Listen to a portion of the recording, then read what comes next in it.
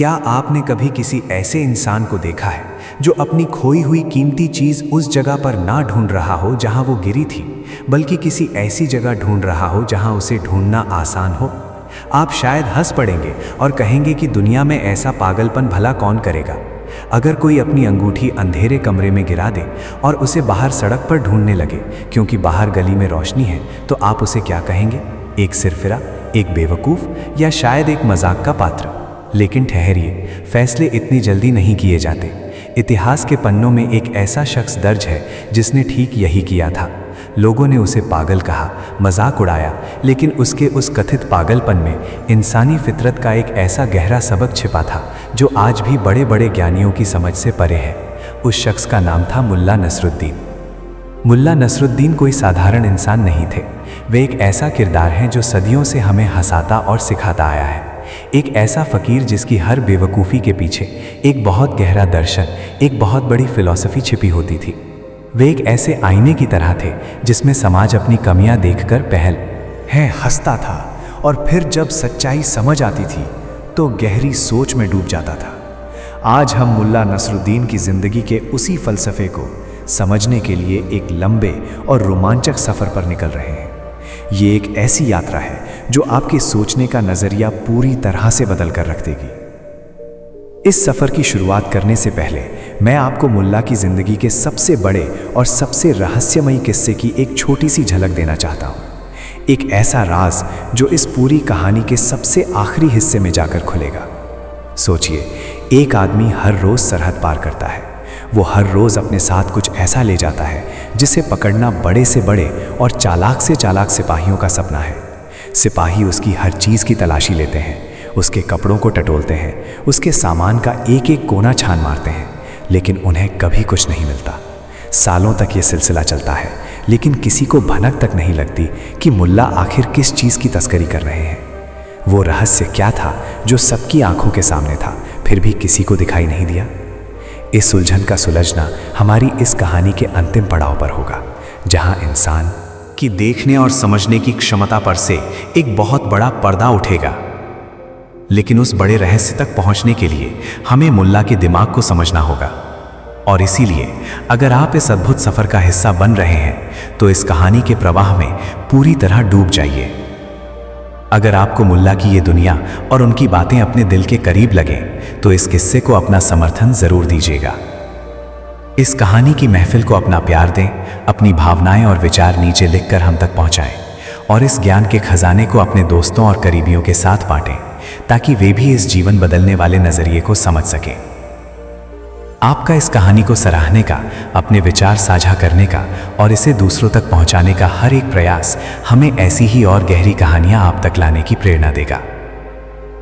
तो चलिए, बिना किसी भटकाव के मुल्ला के उस पुराने शहर की धूल भरी पगडंडियों पर चलते हैं जहां से इस महाकाव्य की शुरुआत होती है। ये उस समय की बात है जब शहर छोटे हुआ करते थे, रातें ज़्यादा गहरी होती थीं और आसमान के सितारे ज़्यादा साफ दिखाई देते थे। मुल्ला नसरुद्दीन का घर शहर के एक पुराने हिस्से में था जहां की गलियां संकरी और घुमावदार थीं। मुल्ला को लोग कभी एक अक्लमंद इंसान मानते तो कभी एकदम नासमझ। उनका बर्ताव ऐसा था जिसे आम इंसान के सांचे में नहीं ढाला जा सकता था। एक दिन सर्दियों की शुरुआत थी। हवा में एक अजीब सी ठंडक और सन्नाटा था। रात का समय हो चुका था और पूरे मोहल्ले में खामोशी छाई हुई थी। उस जमाने में सड़कों पर आज की तरह जगमगाती रोशनियां नहीं होती थीं। बस कुछ दूरियों पर एक लैंप पोस्ट हुआ करता था जिसमें टिमटिमाती हुई लालटेन की पीली रोशनी सड़क के एक छोटे से हिस्से को रोशन करती थी। उस रात आसमान में चांद भी नहीं था। अंधेरा इतना घना था कि हाथ को हाथ सुझाई नहीं दे रहा था। मुल्ला नसरुद्दीन के पड़ोस में रहने वाला एक व्यापारी अपनी दुकान बढ़ाकर घर लौट रहा था। वो दिन भर की थकान से चूर था और बस जल्दी से अपने घर बिस्तर में घुसना चाहता था। जैसे ही वो अपनी गली के मोड़ पर पहुंचा, उसने दूर लैंप पोस्ट की पीली रोशनी में एक परछाई देखी। वो थोड़ा झिझका, लेकिन जब पास गया तो देखा कि वो कोई और नहीं बल्कि मुल्ला नसरुद्दीन थे। मुल्ला की हालत अजीब थी। वे सड़क की धूल में घुटनों के बल बैठे हुए थे। उनकी कमर झुकी हुई थी, आंखें ज़मीन पर गड़ी थीं और उनके हाथ सड़क की धूल, कंकड़ और पत्थरों को टटोल रहे थे। वे एक एक पत्थर को उठाते, उसके नीचे देखते और फिर निराश होकर उसे फेंक देते। उनकी दाढ़ी पर धूल जम गई थी और माथे पर पसीने की बूंदें चमक रही थीं। वे इतने मग्न थे कि उन्हें अपने आसपास की कोई खबर ही नहीं थी। व्यापारी ने यह दृश्य देखा तो उसे बड़ी हैरानी हुई। इतनी सर्द रात में जब सब लोग अपने घरों में आग सेक रहे हैं, मुल्ला यहाँ सड़क की धूल क्यों छान रहे हैं? व्यापारी से रहा नहीं गया। वो मुल्ला के पास गया और उनके कंधे पर हाथ रखकर पूछा, अरे मुल्ला जी, इतनी रात गए इस कड़ाके की ठंड में आप सड़क की इस धूल में क्या ढूंढ रहे हैं? क्या कुछ बहुत कीमती चीज़ खो गई है आपकी? मुल्ला ने अपनी गर्दन उठाई। उनकी आंखों में एक अजीब सी मासूमियत और परेशानी थी। उन्होंने व्यापारी की तरफ देखा और एक गहरी सांस लेते हुए कहा, हाँ मेरे दोस्त, मेरी चाबी खो गई है। वो मेरे घर की चाबी है और उसके बिना मैं अंदर नहीं जा सकता। मैं बहुत देर से उसे ढूंढ रहा हूँ, लेकिन कमबख्त मिल ही नहीं रही। पड़ोसी व्यापारी बहुत नेक दिल इंसान था। उसने सोचा कि मुल्ला एक बूढ़े और सीधे साधे इंसान हैं। इस अंधेरे और ठंड में अकेले कैसे अपनी चाबी ढूंढेंगे? इंसानियत के नाते उसने फैसला किया कि वो भी मुल्ला की मदद करेगा। उसने अपनी चादर को कस कर लपेटा और वो भी मुल्ला के पास घुटनों के बल जमीन पर बैठ गया। अब दोनों मिलकर उस छोटी सी जगह पर चाबी ढूंढने लगे जहां लैंप पोस्ट की रोशनी पड़ रही थी। वे दोनों मिट्टी को हाथ से हटाते, हर कंकड़ को गौर से देखते, हर छोटे गड्ढे में हाथ डालकर टटोलते। काफ़ी समय बीत गया। हवा और भी सर्द हो गई थी। व्यापारी के घुटने छिलने लगे थे और उसकी उंगलियों में दर्द होने लगा था। उसने रोशनी वाले उस पूरे हिस्से का चप्पा चप्पा छान मारा था, लेकिन चाबी का कहीं कोई नामो निशान नहीं था। थक हार कर व्यापारी ज़मीन पर ही बैठ गया। उसने हांफते हुए मुल्ला से पूछा, मुल्ला जी, हमने इस रोशनी वाली जगह का कोना कोना छान मारा है। यहाँ तक कि एक सुई होती तो वो भी मिल जाती। क्या आपको पूरा यकीन है कि आपकी चाबी यहीं पर गिरी थी? ज़रा याद करने की कोशिश कीजिए कि आप यहाँ से कब गुजरे थे और आपके हाथ से चाबी ठीक किस जगह पर फिसली थी। मुल्ला नसरुद्दीन, जो अभी भी एक पत्थर के नीचे झांक रहे थे, उन्होंने बहुत ही शांत और स्वाभाविक लहजे में जवाब दिया, यहाँ? अरे नहीं दोस्त, मेरी चाबी यहाँ इस सड़क पर नहीं गिरी थी। मेरी चाबी तो मेरे घर के अंदर मेरे अपने कमरे में गिरी थी। ये सुनते ही व्यापारी को लगा जैसे किसी ने उसके सिर पर हथौड़ा मार दिया हो। उसे अपने कानों पर यकीन नहीं हुआ। वो हक्का बक्का रह गया। कुछ पलों के लिए तो उसके मुंह से कोई शब्द ही नहीं निकला। फिर जब उसे पूरी बात समझ आई तो उसका गुस्सा 7वें आसमान पर पहुंच गया। वो झटके से खड़ा हुआ और गुस्से से चिल्लाते हुए बोला, क्या आपकी चाबी घर के अंदर कमरे में गिरी थी? तो फिर हे खुदा के बंदे, हम पिछले कई घंटों से यहाँ सड़क पर धूल क्यों फांक रहे हैं? आप यहाँ बाहर इस लैंप पोस्ट के नीचे चाबी क्यों ढूंढ रहे हैं? मुल्ला नसरुद्दीन भी धीरे से खड़े हुए। उन्होंने अपने कपड़ों पर लगी धूल को झाड़ा, व्यापारी की आंखों में सीधे देखा और बड़ी ही मासूमियत लेकिन एक बहुत ही गंभीर स्वर में कहा, क्योंकि मेरे दोस्त, मेरे कमरे में बहुत अंधेरा है। वहाँ कुछ भी दिखाई नहीं देता और यहाँ बाहर इस लैंप पोस्ट के नीचे रोशनी है। जहाँ रोशनी होगी इंसान वहीं तो ढूंढेगा ना। अंधेरे में भला कोई चीज़ कैसे मिल सकती है? व्यापारी मुल्ला की इस बात को सुनकर अपना सिर पीटता रह गया। उसे लगा कि वो दुनिया के सबसे बड़े बेवकूफ़ इंसान के साथ वक्त बर्बाद कर रहा था। वो गुस्से में बड़बड़ाता हुआ मुल्ला को वहीं छोड़कर अपने घर की तरफ चला गया। उसने सोचा कि मुल्ला का दिमाग पूरी तरह से फिर गया है। घर जाकर उसने अपनी पत्नी को यह किस्सा सुनाया और दोनों मुल्ला की इस भारी बेवकूफ़ी पर खूब हंसे। लेकिन क्या मुल्ला सच में बेवकूफ़ थे? क्या वो सिर्फ एक हंसाने वाला किस्सा था? नहीं। अगर हम इस घटना के सतह से थोड़ा नीचे उतरें और मुल्ला की उन मासूम सी लगने वाली आंखों के पीछे छिपे दर्शन को समझें तो हमें एहसास होगा कि मुल्ला उस रात सड़क पर अपनी चाबी नहीं ढूंढ रहे थे, बल्कि वे पूरी इंसानियत को उनका अपना असली चेहरा दिखा रहे थे। मुल्ला नसरुद्दीन अपनी उस बेवकूफ़ी से दुनिया की सबसे बड़ी और सबसे कड़वी सच्चाई बयान कर रहे थे। ज़रा सोचिए, क्या हम सब भी अपनी ज़िंदगी में वही नहीं कर रहे हैं जो मुल्ला उस रात कर रहे थे? ये कहानी सिर्फ एक चाबी के खोने और मिलने की नहीं है। ये कहानी हमारी अपनी ज़िंदगी की है, हमारे सुख, शांति, प्रेम और संतुष्टि की है। हर इंसान इस दुनिया में खुशियां ढूंढ रहा है, सुकून ढूंढ रहा है, मन की शांति ढूंढ रहा है। लेकिन हमारी सबसे बड़ी समस्या ये है कि हम उसे वहाँ ढूंढते हैं जहाँ ढूंढना आसान होता है, जहाँ रोशनी होती है, जहाँ हमें सहूलियत मिलती है। हम अपनी खोई हुई शांति को बाजार की चकाचौंध में ढूंढते हैं, महंगी चीज़ों में ढूंढते हैं, दूसरों से मिलने वाली तारीफ़ों में ढूंढते हैं, पैसे और रुतबे की चमक में ढूंढते हैं। क्यों? क्योंकि भौतिक दुनिया की ये चमक दमक बहुत साफ दिखाई देती है। ये वो लैंप पोस्ट है जिसके नीचे सब कुछ आसानी से नजर आता है। लेकिन हमारी असल खुशी, हमारा असल सुकून गिरा कहाँ है? वो खोया है हमारे अपने अंदर, हमारे मन के भीतर, हमारी अपनी आत्मा के उस कमरे में जहाँ बहुत अंधेरा है। हम अपने अंदर के अंधेरे का सामना कर रहने से डरते हैं। अपने मन के भीतर झांकना बहुत मुश्किल काम है। वहाँ कोई लैंप पोस्ट नहीं है। वहाँ हमारी अपनी कमियाँ हैं, हमारे डर हैं, हमारी असुरक्षा की भावनाएं हैं।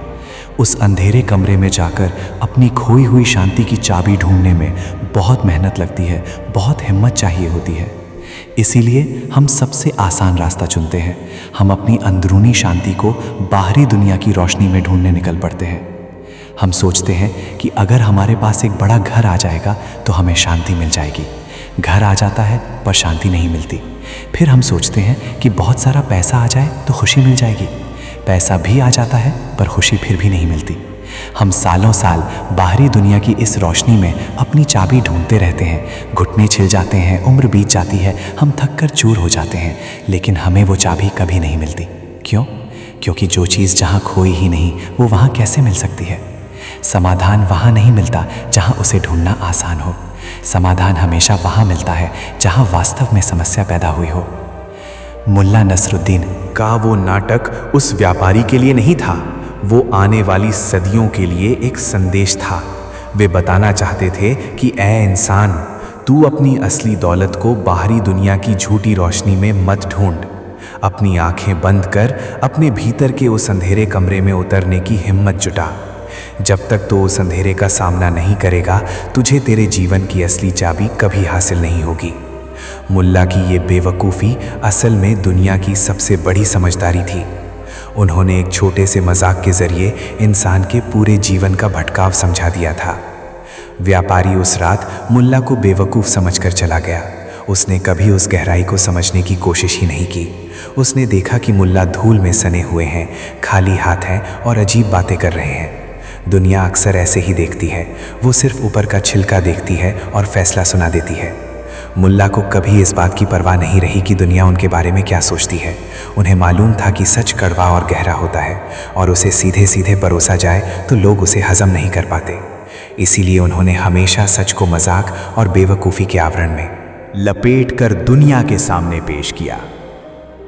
उस सर्द रात के बीतने के बाद जब सुबह का सूरज निकला तो शहर का माहौल फिर से अपनी पुरानी रफ्तार पर आ गया। व्यापारी अपनी दुकान पर बैठ गया, लोग अपने कामों में लग गए। किसी को याद नहीं रहा कि रात को मुल्ला ने क्या किया था। लेकिन मुल्ला की जिंदगी में हर नया दिन एक नए दर्शन को जन्म देने वाला होता था। उनका हर कदम, उनकी हर हरकत एक नई कहानी बुनती थी।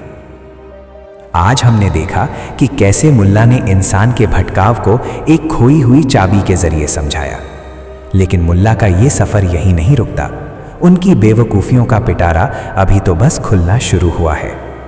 अगली सुबह मुल्ला कुछ ऐसा करने वाले थे जिसने पूरे शहर को हैरत में डाल दिया। एक ऐसी घटना जो समाज के बनाए हुए नियमों, झूठी इज्जत और दिखावे के खोखलेपन पर एक बहुत करारा तमाचा थी।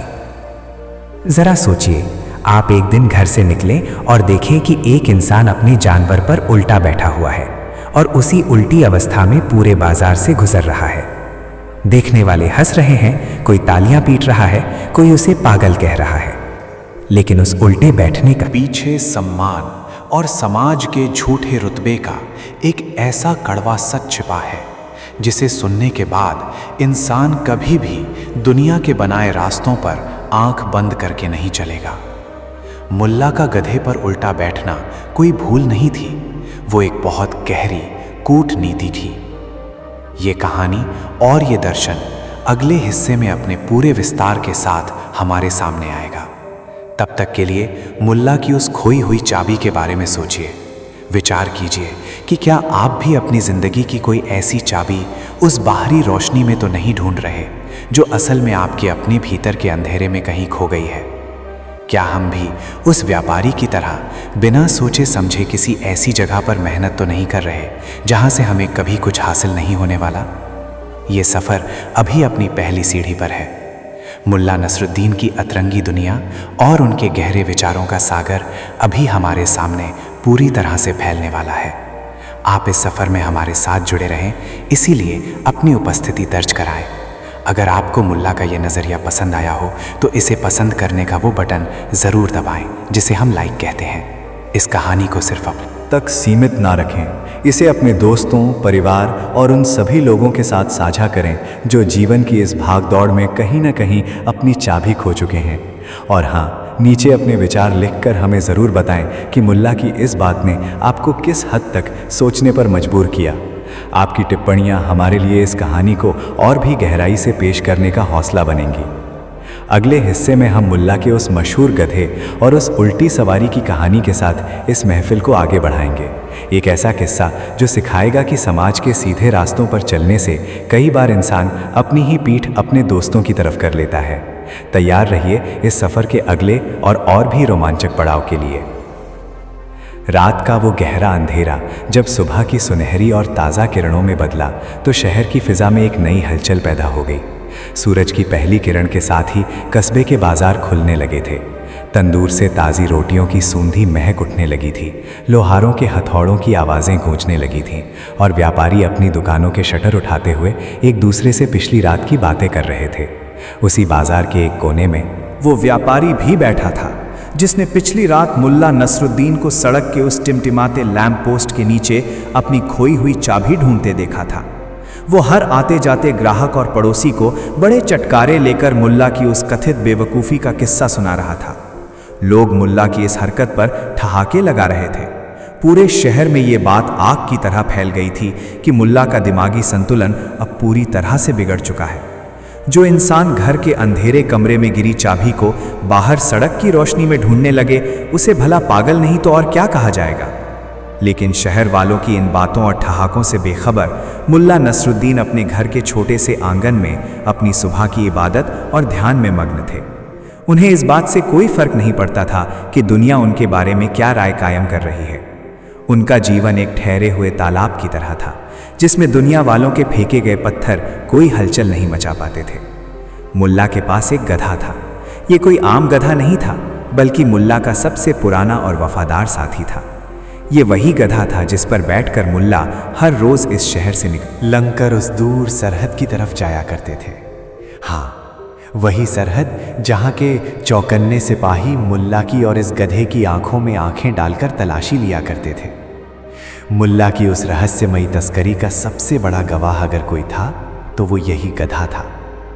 ये गधा भी अपने मालिक की तरह ही अनोखा था। उसकी चाल में एक अजीब सा ठहराव था और उसकी आंखों में ऐसी शांति थी जैसे वो भी मुल्ला के साथ रहकर दुनियादारी के सारे फलसफे समझ चुका हो। सूरज जब आसमान में थोड़ा और ऊपर चढ़ा तो मुल्ला के घर के बाहर उनके कुछ शागिर्द यानी उनके शिष्य आ खड़े हुए। मुल्ला नसरुद्दीन एक बहुत ही पहुंचे हुए फकीर और विद्वान थे, इसलिए उनके कई अनुयायी थे जो उनसे जीवन का ज्ञान सीखने आते थे। हर सुबह मुल्ला अपने इन्हीं शागिर्दों के साथ कस्बे की मुख्य चौपाल या मदरसे की तरफ जाया करते थे, जहां वे लोगों से मिलते थे और चर्चाएं करते थे। शागिर्दों ने बाहर से ही आवाज लगाई कि गुरुजी, समय हो गया है, हमें निकलना चाहिए। मुल्ला अपने घर से बाहर निकले। उनके चेहरे पर वही चिरपरिचित मासूमियत और होठों पर एक हल्की सी मुस्कान थी। उन्होंने अपने गधे को प्यार रौ से थपथपाया और उस पर सवार होने के लिए आगे बढ़े। शागिर्द बहुत ही अदब और सम्मान के साथ हाथ बांधे खड़े थे ताकि उनके गुरु अपनी सवारी पर बैठें और वे उनके पीछे पीछे चलें। लेकिन अगले ही पल मुल्ला ने कुछ ऐसा किया जिसे देखकर वहां खड़े शागिर्दों की आंखें फटी की फटी रह गईं। मुल्ला अपने गधे पर बैठे तो सही, लेकिन सीधे नहीं बल्कि बिल्कुल उल्टे। उनका मुंह गधे की पूंछ की तरफ था और उनकी पीठ गधे के सिर की तरफ। उन्होंने गधे की लगाम को पीछे की तरफ से अपने हाथों में पकड़ लिया और बड़े ही आराम से ऐसे बैठ गए जैसे कोई राजा अपने सिंहासन पर बैठा हो। शागिर्द ये देखकर सन्न रह गए। उन्हें समझ नहीं आ रहा था कि वे क्या प्रतिक्रिया दें। एक शागिर्द ने हिम्मत करके कुछ कहना चाहा, लेकिन मुल्ला ने हाथ के इशारे से उसे चुप करा दिया और गधे को चलने का इशारा किया। गधा भी जैसे इस उल्टी सवारी का आदी हो चुका था, उसने बिना कोई विरोध किए अपनी धीमी धीमी चाल में कदम आगे बढ़ा दिए। अब वो अजीबोगरीब काफिला शहर की सड़कों से गुजरने लगा।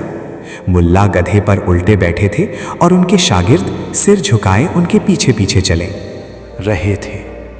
जैसे ही ये काफिला मुख्य बाजार में पहुंचा तो एक पल के लिए जैसे पूरा बाजार थम सा गया। जो लोहार हथौड़ा मार रहा था उसका हाथ हवा में ही रुक गया। जो व्यापारी सौदा कर रहा था उसके शब्द मुंह में ही रह गए। तंदूर से रोटी निकालते हुए नानबाई की निगाहें मुल्ला पर ही टिक गई और फिर एक पल के सन्नाटे के बाद पूरे बाजार में ठहाकों की गूंज उठ गई। लोग अपनी दुकानों से बाहर निकल आए। छतों पर औरतें और बच्चे जमा हो गए। हर कोई मुल्ला की इस नई बेवकूफ़ी को देखकर लोटपोट हो रहा था। पिछली रात वाला व्यापारी भी अपनी दुकान से बाहर आ गया और जोर जोर से चिल्लाने लगा, मैंने तो सुबह ही कहा था कि मुल्ला का दिमाग पूरी तरह से फिर चुका है। कल रात ये अंधेरे की चीज़ रोशनी में ढूंढ रहा था और आज ये गधे पर उल्टा बैठा है। अरे दुनिया वालों, देख लो इस सबसे बड़े मूर्ख को जिसे सीधा बैठना भी नहीं आता। बच्चे तालियां पीटते हुए मुल्ला के गधे के पीछे पीछे भागने लगे। कुछ मनचले नौजवान फप्तियां कसने लगे और उन पर हंसने लगे। पूरे रास्ते में लोग उनका मजाक उड़ा रहे थे। ये सब देखकर मुल्ला के जो शागिर्द उनके पीछे चल रहे थे, उनका मारे शर्म के बुरा हाल था। उनके चेहरे लाल पड़ चुके थे। उन्हें लग रहा था कि मुल्ला की इस पागलपन भरी हरकत की वजह से पूरे शहर में उनकी भी बेइज्जती हो रही है। लोग कह रहे थे कि देखो इन बेवकूफ़ों को, जो एक ऐसे पागल को अपना गुरु मानते हैं जिसे सवारी करने का सलीका तक नहीं मालूम। शागिर्दों के लिए हर एक कदम उठाना भारी पड़ रहा था। वे बस चाहते थे कि ज़मीन फटे और वे उसमें समा जाएं। मुल्ला, जो कि उल्टे बैठे होने के कारण सीधे अपने शागिर्दों के चेहरों को देख रहे थे, उनकी परेशानी और शर्मिंदगी को साफ महसूस कर सकते थे। लेकिन मुल्ला के चेहरे पर कोई शिकन नहीं थी। वे बिल्कुल शांत थे। उनकी मुस्कान बरकरार थी और वे बड़ी ही गौर से अपने शागिर्दों और तमाशा देखती दुनिया को निहार रहे थे। काफ़ी दूर तक ये तमाशा और फजीहत सहने के बाद आखिर मुल्ला के सबसे बड़े और करीब शागिर्द के सब्र का बांध टूट गया। उसने गधे के करीब आकर बहुत ही धीमी लेकिन कांपती हुई आवाज़ में कहा, मुल्ला जी, खुदा के वास्ते अब बस कीजिए। क्या आपको दिखाई नहीं दे रहा कि पूरी दुनिया हमारा मजाक उड़ा रही है? ही है, लोग हम पर हंस रहे हैं। ये कोई तरीका है सवारी करने का? आप एक ज्ञानी इंसान हैं, समाज में आपका एक रुतबा है। कृपया करके गधे पर सीधे होकर बैठ जाइए। हम इस शर्मिंदगी को और बर्दाश्त नहीं कर सकते। मुल्ला नसरुद्दीन ने गधे को रुकने का इशारा किया। बाजार के बीचों बीच गधा रुक गया। लोग ये देखने के लिए और भी करीब आ गए कि अब मुल्ला क्या जवाब देते हैं। मुल्ला ने अपने उस परेशान शागिर्द की आंखों में गहराई से देखा और फिर अपनी उस बुलंद और खनकती हुई आवाज़ में बोले जो पूरे बाजार में गूंज गई। मुल्ला ने कहा, मेरे अजीज़ दोस्त, तुम सब जो इतने परेशान हो रहे हो, क्या तुमने एक पल के लिए भी रुककर ये सोचने की जहमत उठाई कि मैंने ऐसा क्यों किया? तुम बस दुनिया के बनाए हुए नियमों और उनके मजाक उड़ाने से डर गए। तुम चाहते हो कि मैं गधे पर सीधा बैठूं क्योंकि दुनिया ऐसा ही करती है और दुनिया के हिसाब से यही सही तरीका है। लेकिन ज़रा मेरी नज़र से इस पूरी परिस्थिति को देखो। मुल्ला ने अपना हाथ हवा में उठाया और अपनी बात को आगे बढ़ाते हुए कहा, अगर मैं दुनिया के नियमों के हिसाब से गधे पर सीधा बैठता तो मेरा मुंह आगे की तरफ होता और मेरी पीठ तुम लोगों की तरफ होती। तुम मेरे शागिर्द हो, मुझसे ज्ञान लेने आए हो। अगर एक गुरु अपनी पीठ अपने ही शिष्यों की तरफ कर ले तो ये तुम्हारा अपमान होगा। किसी भी सभ्य समाज में अपनों की तरफ पीठ करना एक बड़ा अनादर माना जाता है। मैं तुम्हारा अपमान कैसे कर सकता हूँ? शागिर्द ये सुनकर थोड़ा हैरान हुआ, पर उसने तुरंत जवाब दिया, तो फिर मुल्ला जी, आप सीधे बैठ जाइए और हम आपके आगे आगे चल लेंगे। इस तरह आपकी पीठ हमारी तरफ नहीं होगी। मुल्ला मुस्कुराए और बोले, अगर तुम मेरे आगे आगे चलोगे तो तुम्हारी पीठ मेरी तरफ होगी। तुम सब मेरी शागिर्द हो और मैं तुम्हारा गुरु हूँ। क्या ये उचित होगा कि तुम अपने गुरु की तरफ पीठ करके चलो? ये तो सम्मान के हर नियम के खिलाफ होगा। इससे मेरा अपमान होगा। अब शागिर्द पूरी तरह से उलझन में पड़ गया। उसने कहा, तो फिर हम ऐसा करते हैं कि आप गधे पर सीधे बैठिए और हम आपके अगल बगल, आपके बराबर में चलेंगे। ना आपकी पीठ हमारी तरफ होगी और ना हमारी पीठ आपकी तरफ। मुल्ला ने एक गहरी सांस ली और बाजार की उस संकरी गली की तरफ इशारा करते हुए कहा, मेरे दोस्त, जरा इस रास्ते को तो देखो। ये रास्ता इतना संकरा है कि अगर हम सब एक साथ अगल बगल में चलेंगे तो पूरा रास्ता घिर जाएगा। आने जाने वाले लोगों को तकलीफ होगी, सवारियों को रास्ता नहीं मिलेगा। किसी और को तकलीफ देकर अपना सम्मान बचाना कोई अक्लमंदी तो नहीं। मुल्ला की बातें सुनकर पूरा बाजार एकदम शांत हो चुका था। जो लोग कुछ पल पहले तक ठहाके लगा रहे थे, उनके चेहरों की हंसी गायब हो चुकी थी और उनकी जगह एक गहरे विचार ने ले ली थी। मुल्ला ने अपनी बात को अंजाम तक पहुंचाते हुए कहा, इसीलिए मेरे दोस्तों, मैंने ये तरीका निकाला। अगर मैं गधे पर उल्टा बैठता हूँ तो मैं आगे भी बढ़ता रहता हूँ और मेरा मुंह हमेशा तुम्हारी तरफ रहता है। न मेरी पीठ तुम्हारी तरफ होती है जिससे तुम्हारा सम्मान बरकरार रहता है, और न तुम्हारी पीठ मेरी तरफ होती है जिससे मेरा रुतबा भी कायम रहता है। और हम सब एक ही कतार में चलते हैं जिससे रास्ता भी नहीं रुकता। अब तुम ही बताओ कि मैं बेवकूफ़ हूँ या वो दुनिया बेवकूफ़ है जो बिना किसी वजह को जाने, बिना सच्चाई को परखे सिर्फ इसलिए मजाक उड़ाने लगती है क्योंकि कोई काम उनके बनाए हुए तय नियमों से हटकर किया गया है। वहां खड़ा हर इंसान अवाक रह गया। मुल्ला के शागिर्दों की आंखें नम हो गईं। वे जिस बात को अपनी सबसे बड़ी शर्मिंदगी और बेइज्जती समझ रहे थे, उसके पीछे उनके गुरु का उनके लिए इतना गहरा सम्मान और इतनी बड़ी दूरदर्शिता छिपी थी, ये जानकर वे आत्मग्लानि से भर गए। उस व्यापारी का सिर भी शर्म से झुक गया जो मुल्ला को बेवकूफ़ साबित करने पर तुला था। मुल्ला ने गधे पर उल्टे बैठकर पूरे समाज के उस उल्टे नज़रिए को सीधा कर दिया था जो हमेशा दूसरों को अपने ही तराजू पर तौलने का आदी है। यही मुल्ला नसरुद्दीन का वो फ़लसफ़ा था जो उन्हें दुनिया के सबसे अनोखे इंसानों में शुमार करता था। वे हमेशा दुनिया को ये सिखाना चाहते थे कि जीवन जीने का कोई एक सीधा रटा रटाया और तयशुदा तरीका नहीं होता। समाज जिन चीज़ों को सही मानता है, ज़रूरी नहीं कि वे हमेशा सही हों। समाज अक्सर उन नियमों का गुलाम बन जाता है जिनका कोई अर्थ नहीं होता। लोग क्या कहेंगे, ये दुनिया की सबसे बड़ी बीमारी है। इस डर से इंसान वो सब कुछ करता है जो दुनिया चाहती है, लेकिन वो कभी वो नहीं कर पाता जो असल में सही होता है। मुल्ला ने गधे पर उल्टे बैठकर उस लोग क्या कहेंगे वाले डर की धज्जियां उड़ा दी थीं। उन्होंने सिखाया कि अगर आपका इरादा नेक है, अगर आप किसी का सम्मान कर रहे हैं और किसी को नुकसान नहीं पहुंचा रहे, तो फिर चाहे आपको दुनिया की नज़रों में उल्टा ही क्यों ना चलना पड़े, आपको चलना चाहिए। असली समझदारी लीक से हटकर सोचने में है, भेड़ चाल का हिस्सा बनने में नहीं। अब जरा इस कहानी को अपने जीवन के नज़रिए से देखिए। क्या हम सब भी अपनी ज़िंदगी के सफ़र में उस सीधे बैठे हुए इंसान की तरह नहीं हैं जो सिर्फ इसलिए सीधा बैठा है क्योंकि बाकी सब सीधे बैठे हैं? क्या हमने कभी पलटकर अपने पीछे छूट रहे रिश्तों, अपने पीछे खड़े अपनों की तरफ देखने की कोशिश की है? हम तरक्की की अंधी दौड़ में आगे तो बढ़ रहे हैं, लेकिन हमारी पीठ उन लोगों की तरफ हो गई है जो हमारे अपने हैं, जिन्होंने हमें यहाँ तक पहुँचाया है। हम समाज के बनाए हुए कामयाबी के गधे पर सीधे बैठे हुए हैं, लेकिन हम अपनों से कट चुके हैं। मुल्ला की ये उल्टी सवारी असल में हमें रुककर, मुड़कर अपने लोगों की आंखों में आंखें डालकर चलने का सबक देती है। और यही वो नज़रिया था जो उस सरहद पर तैनात सिपाहियों को भी कभी समझ नहीं आया। मुल्ला जब हर रोज़ उस सरहद से गुजरते थे तो सिपाही उनकी बोतलों में, उनके कपड़ों में, गधे पर लदे भूसे में तस्करी का सामान ढूंढते थे। सिपाही वही ढूंढ रहे थे जो उन्हें ढूंढने की आदत थी। वे सीधे बैठकर सोच रहे थे, लेकिन मुल्ला का दिमाग उस गधे पर उल्टे बैठने वाले इंसान की तरह काम कर रहा था। वे चीज़ों को उस नज़रिए से देख रहे थे जहाँ तक समाज की और उन सिपाहियों की नज़रें कभी पहुँच ही नहीं सकती थीं।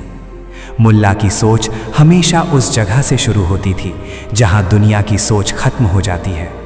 ये गधे की सवारी भी उसी बड़ी कहानी का एक छोटा सा हिस्सा है जो हमें बताती है कि कैसे मुल्ला ने दुनिया की आंखों में धूल नहीं झोंकी, बल्कि दुनिया अपनी आंखों पर पड़ी पट्टी की वजह से खुद ही सच को नहीं देख पाई।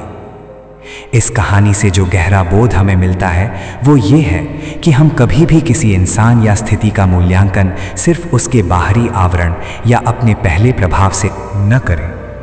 जो बात हमें पहली नज़र में बेवकूफ़ी लग रही होती है, उसके पीछे अक्सर कोई ऐसी गहरी हिकमत और ऐसा कोई गहरा कारण छिपा होता है जो हमारी समझ से परे होता है। जब तक हम किसी के नज़रिए को किसी की जगह पर खड़े होकर नहीं देखेंगे, तब तक हम सिर्फ उस बाजार में खड़े होकर मजाक उड़ाने वाली भीड़ का हिस्सा ही बने रहेंगे। मुल्ला की बेवकूफ़ियाँ असल में इस इंसानियत के चेहरे पर पड़ा हुआ एक पर्दा हटाती हैं और दिखाती हैं कि असली मूर्ख वो नहीं जो कुछ अलग कर रहा है, बल्कि मूर्ख वो हैं जो बिना समझे उस पर हंस रहे हैं।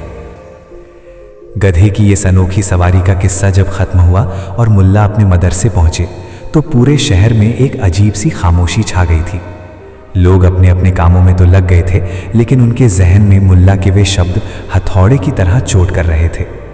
उन्होंने मुल्ला को पागल समझना तो बंद नहीं किया, क्योंकि दुनिया इतनी जल्दी अपने विचार नहीं बदलती, लेकिन कम से कम उस दिन के बाद किसी ने मुल्ला पर उस तरह सरेआम हंसने की हिम्मत नहीं की।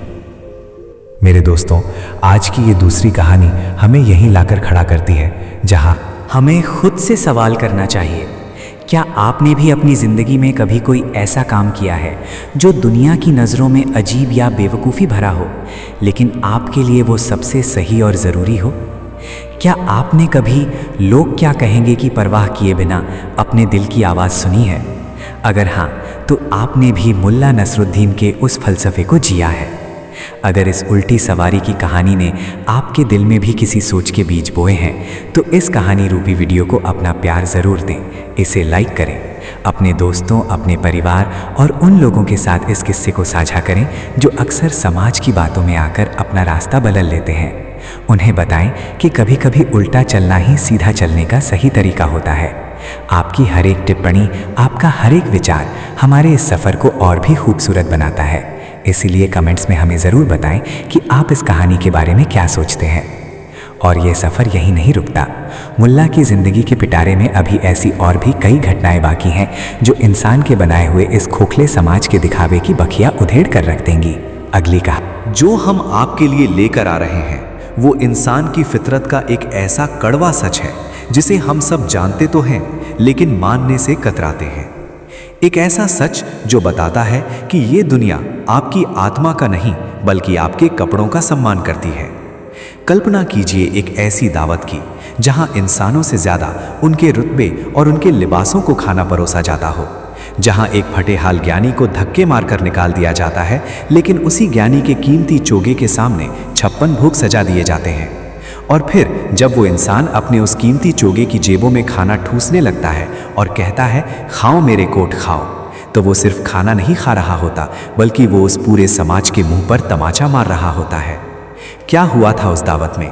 क्यों मुल्ला ने इंसानों की जगह अपने कपड़ों को खाना खिलाना शुरू कर दिया? और कैसे इस घटना ने समाज के उस पाखंड को नंगा कर दिया जहां इंसान की कीमत उसकी हैसियत से लगाई जाती है? ये सब हम जानेंगे मुल्ला नसरुद्दीन की कहानियों के इस शानदार सफ़र के अगले पड़ाव में। आप हमारे साथ ऐसे ही जुड़े रहें, अपने सोचने नज़रिए को नया आयाम देते रहें और मुल्ला की इस अनोखी दुनिया का हिस्सा बने रहें। इस कहानी को दूसरों तक पहुंचाएं और तैयार रहें अगली उस दावत में शामिल होने के लिए जहां खाना सिर्फ कपड़ों को नसीब होगा। और हाँ, उस बड़े रहस्य को भी याद रखिएगा जो उस सरहद पर मुल्ला हर रोज अपने इसी गधे पर बैठकर अंजाम देते थे। वो राज जैसे जैसे हम सफ़र में आगे बढ़ेंगे अपने आप खुलता चला जाएगा। गधे की उस उल्टी सवारी के बाद शहर में कुछ दिन तक एक अजीब सी शांति छाई नहीं। लोग अपने अपने कामों में मशगूल हो गए थे, लेकिन उनके दिलों के किसी कोने में मुल्ला नसरुद्दीन के उस अजीबो गरीब कृत्य की याद अभी भी ताज़ा थी। इंसानी फितरत भी कितनी अजीब होती है। ये किसी भी गहरी बात को बहुत जल्दी भूल जाना चाहती है ताकि उसे अपनी कमज़ोरियों का सामना ना करना पड़े। शहर के लोग भी मुल्ला की उस सच्चाई को भूलकर अपनी उसी पुरानी दिखावे और झूठी शानो शौकत वाली ज़िंदगी में लौट चुके थे। उन्हें लगता था कि जो कुछ मुल्ला ने किया वो बस एक दिन का नाटक था, लेकिन मुल्ला की ज़िंदगी कोई नाटक नहीं थी। वो तो एक बहती हुई नदी थी जो रौर मोड़ पर समाज के खोखलेपन की चट्टानों से टकराकर एक नई आवाज़ पैदा करती थी। वक्त अपनी रफ्तार से गुजर रहा था। सर्दियां अब अपने पूरे शबाब पर थीं। ऐसे ही एक दिन शहर के सबसे बड़े और सबसे अमीर रईस ने एक बहुत बड़ी दावत का आयोजन किया। ये रईस कोई साधारण आदमी नहीं था। उसके पास दौलत का अंबार था, व्यापार दूर दूर के देशों तक फैला था और उसके रुतबे के आगे शहर के बड़े बड़े अधिकारी भी सिर झुकाते थे। लेकिन उस रईस के भीतर एक बहुत बड़ी कमी थी। वो अपनी दौलत का दिखावा करने का कोई मौका नहीं छोड़ता था। ये दावत भी उसकी उसी खूखली शान का एक जरिया थी। इस दावत में उसने शहर के हर उस इंसान को बुलाया था जिसकी समाज में कोई हैसियत थी। बड़े बड़े व्यापारी, शहर के काजी, सिपह सलार और नामी गिरामी विद्वान इस जश्न का हिस्सा बनने वाले थे। दावत की तैयारियां कई दिनों से चल रही थीं। पूरे शहर में इस शाही दावत के ही चर्चे थे। मुल्ला नसरुद्दीन चूंकि शहर के एक जाने माने फकीर और दार्शनिक थे, इसलिए रईस ने उन्हें भी दावत का निमंत्रण भेजा था। रईस को मुल्ला से कोई खास लगाव नहीं था, बल्कि वो तो मुल्ला को एक अजीब और पागल इंसान ही मानता था। लेकिन वो समाज को ये दिखाना चाहता था कि वो इतना बड़ा और उदार इंसान है कि उसने शहर के हर तबके और हर खास शख्स को अपने यहाँ बुलाया है। मुल्ला को निमंत्रण देना भी उसकी उसी झूठी शान का एक हिस्सा था। दावत की शाम आ पहुंची। रईस की हवेली को किसी दुल्हन की तरह सजाया गया था। हवेली के बाहर बड़े बड़े मशाल जल रहे थे, जिनकी रोशनी में हवेली का विशाल दरवाज़ा सोने की तरह चमक रहा था। अंदर से संगीत की मीठी मीठी धुनें और कीमती इत्र की खुशबू हवा में तैरते हुए बाहर तक आ रही थीं। एक से बढ़कर एक महंगी बग्घियाँ और घोड़े हवेली के दरवाजे पर रुक रहे थे और उनमें से रेशमी लिबासों, कीमती शॉल और सोने चांदी के आभूषणों से लदे हुए मेहमान उतर रहे थे। हर कोई एक दूसरे के लिबास और रुतबे को देखकर मुस्कुरा रहा था और अदब से झुककर सलाम कर रहा था। वहाँ मौजूद हर इंसान की कीमत उसके ज्ञान या उसके चरित्र से नहीं, बल्कि इस बात से तय हो रही थी कि उसने कितने कीमती कपड़े पहने हैं और उसके साथ कितने सेवक चल रहे हैं। दूसरी तरफ शहर के एक शांत कोने में मुल्ला नसरुद्दीन अपने छोटे से घर में अपने रोज़मर्रा के कामों में व्यस्त थे। मुल्ला को दुनिया की इस चकाचौंध से कोई लेना देना नहीं था। उनके लिए रेशम का लिबास और सूती का एक पुराना कुर्ता दोनों बराबर थे। जब दावत का समय हुआ तो मुल्ला ने अपना काम समेटा। उन्होंने आईने में खुद को देखने या सजने संवरने की कोई ज़रूरत महसूस नहीं की। मुल्ला ने वही कपड़े पहने हुए थे जो वे रोज़ पहनते थे। एक पुराना, कई जगहों से घिसा हुआ और पैबंद लगा हुआ कुर्ता, जिस पर धूल की कुछ परतें जमी थीं, और सिल पर एक साधारण सी पुरानी टोपी। मुल्ला के चेहरे पर वही असीम शांति थी जो उनके दिल का आईना थी। वे इसी सादे और फटे हाल लिबास में हवेली की तरफ पैदल ही निकल पड़े। जब मुल्ला रईस की हवेली के विशाल और जगमगाते दरवाजे पर पहुंचे तो वहां का नज़ारा ही कुछ और था। द्वार पर खड़े भारी भरकम और सजे धजे पहरेदारों ने मुल्ला को ऊपर से नीचे तक घूर कर देखा। मुल्ला के कपड़ों पर धूल थी और उनके लिबास में कोई चमक नहीं थी। पहरेदारों को लगा कि ये कोई भिखारी या आवारा इंसान है जो दावत की महक सूंघकर यहाँ आ गया है। एक पहरेदार ने मुल्ला को तिरस्कार भरी नज़रों से देखते हुए उन्हें किनारे की तरफ धकेल दिया और कहा कि यहाँ से आगे जाने की मनाही है। मुल्ला ने बड़ी ही शांति से अपना निमंत्रण पत्र उस पहरेदार के सामने रख दिया। पहरेदार ने निमंत्रण पत्र देखा तो वो हैरान रह गया। निमंत्रण पत्र असली था। बेमन से और एक अजीब सी चिढ़ के साथ पहरेदारों ने मुल्ला को अंदर जाने का रास्ता दे दिया। मुल्ला हवेली के मुख्य प्रांगण में दाखिल हुए। वहां का दृश्य किसी स्वर्ग से कम नहीं लग रहा था। रेशमी कालीनों पर मेहमान बैठे थे। चांदी के थालों में तरह तरह के स्वादिष्ट व्यंजन परोसे जा रहे थे। पुलाव की महक, भुने हुए गोश्त की खुशबू, तरह तरह की मिठाइयाँ और मेवे वहाँ मौजूद थे। हर कोई एक दूसरे से बातें करने और अपनी तारीफें बटोरने में लगा था। मुल्ला बहुत ही खामोशी से एक खाली जगह देखकर बैठ गए। उन्हें उम्मीद थी कि दावत के नियम के अनुसार मेज़बान आकर उनका स्वागत करेगा और उन्हें खाना परोसा जाएगा। लेकिन वहाँ कुछ और ही चल रहा था। रईस मेज़बान अपने मखमली कपड़ों में मेहमानों के बीच घूम घूम कर उनका स्वागत कर रहा था। उसकी नज़र मुल्ला पर पड़ी। उसने मुल्ला के उन फटे और पुराने कपड़ों को देखा। रईस के चेहरे पर एक पल के लिए घृणा और शर्मिंदगी का भाव उभर आया। उसे लगा कि इतने बड़े बड़े और शाही मेहमानों के बीच मुल्ला जैसे फटे हाल इंसान का बैठना उसकी अपनी शान के खिलाफ है। लोग क्या सोचेंगे कि इस रईस की दावत में कैसे कैसे भिखारियों को बुला लिया जाता है। रईस ने तुरंत अपनी नजरें फेर लीं और मुल्ला को पूरी तरह से अनदेखा कर दिया। दावत शुरू हो चुकी थी। सेवक बड़े बड़े थाल लेकर मेहमानों के बीच घूम रहे थे। वे उन्हीं मेहमानों के सामने झुककर थाल पेश करते थे जिनके कपड़े कीमती थे और जिनकी हैसियत बड़ी थी। सेवकों ने भी मुल्ला को देखा, लेकिन मुल्ला के साधारण लिबास को देखकर उन्हें लगा कि ये इंसान किसी अच्छी डिश का हकदार नहीं है। एक सेवक मुल्ला के पास से गुजरा तो मुल्ला ने थोड़ा सा खाना मांगा, लेकिन सेवक ने उन्हें अनदेखा कर दिया और आगे बढ़ गया।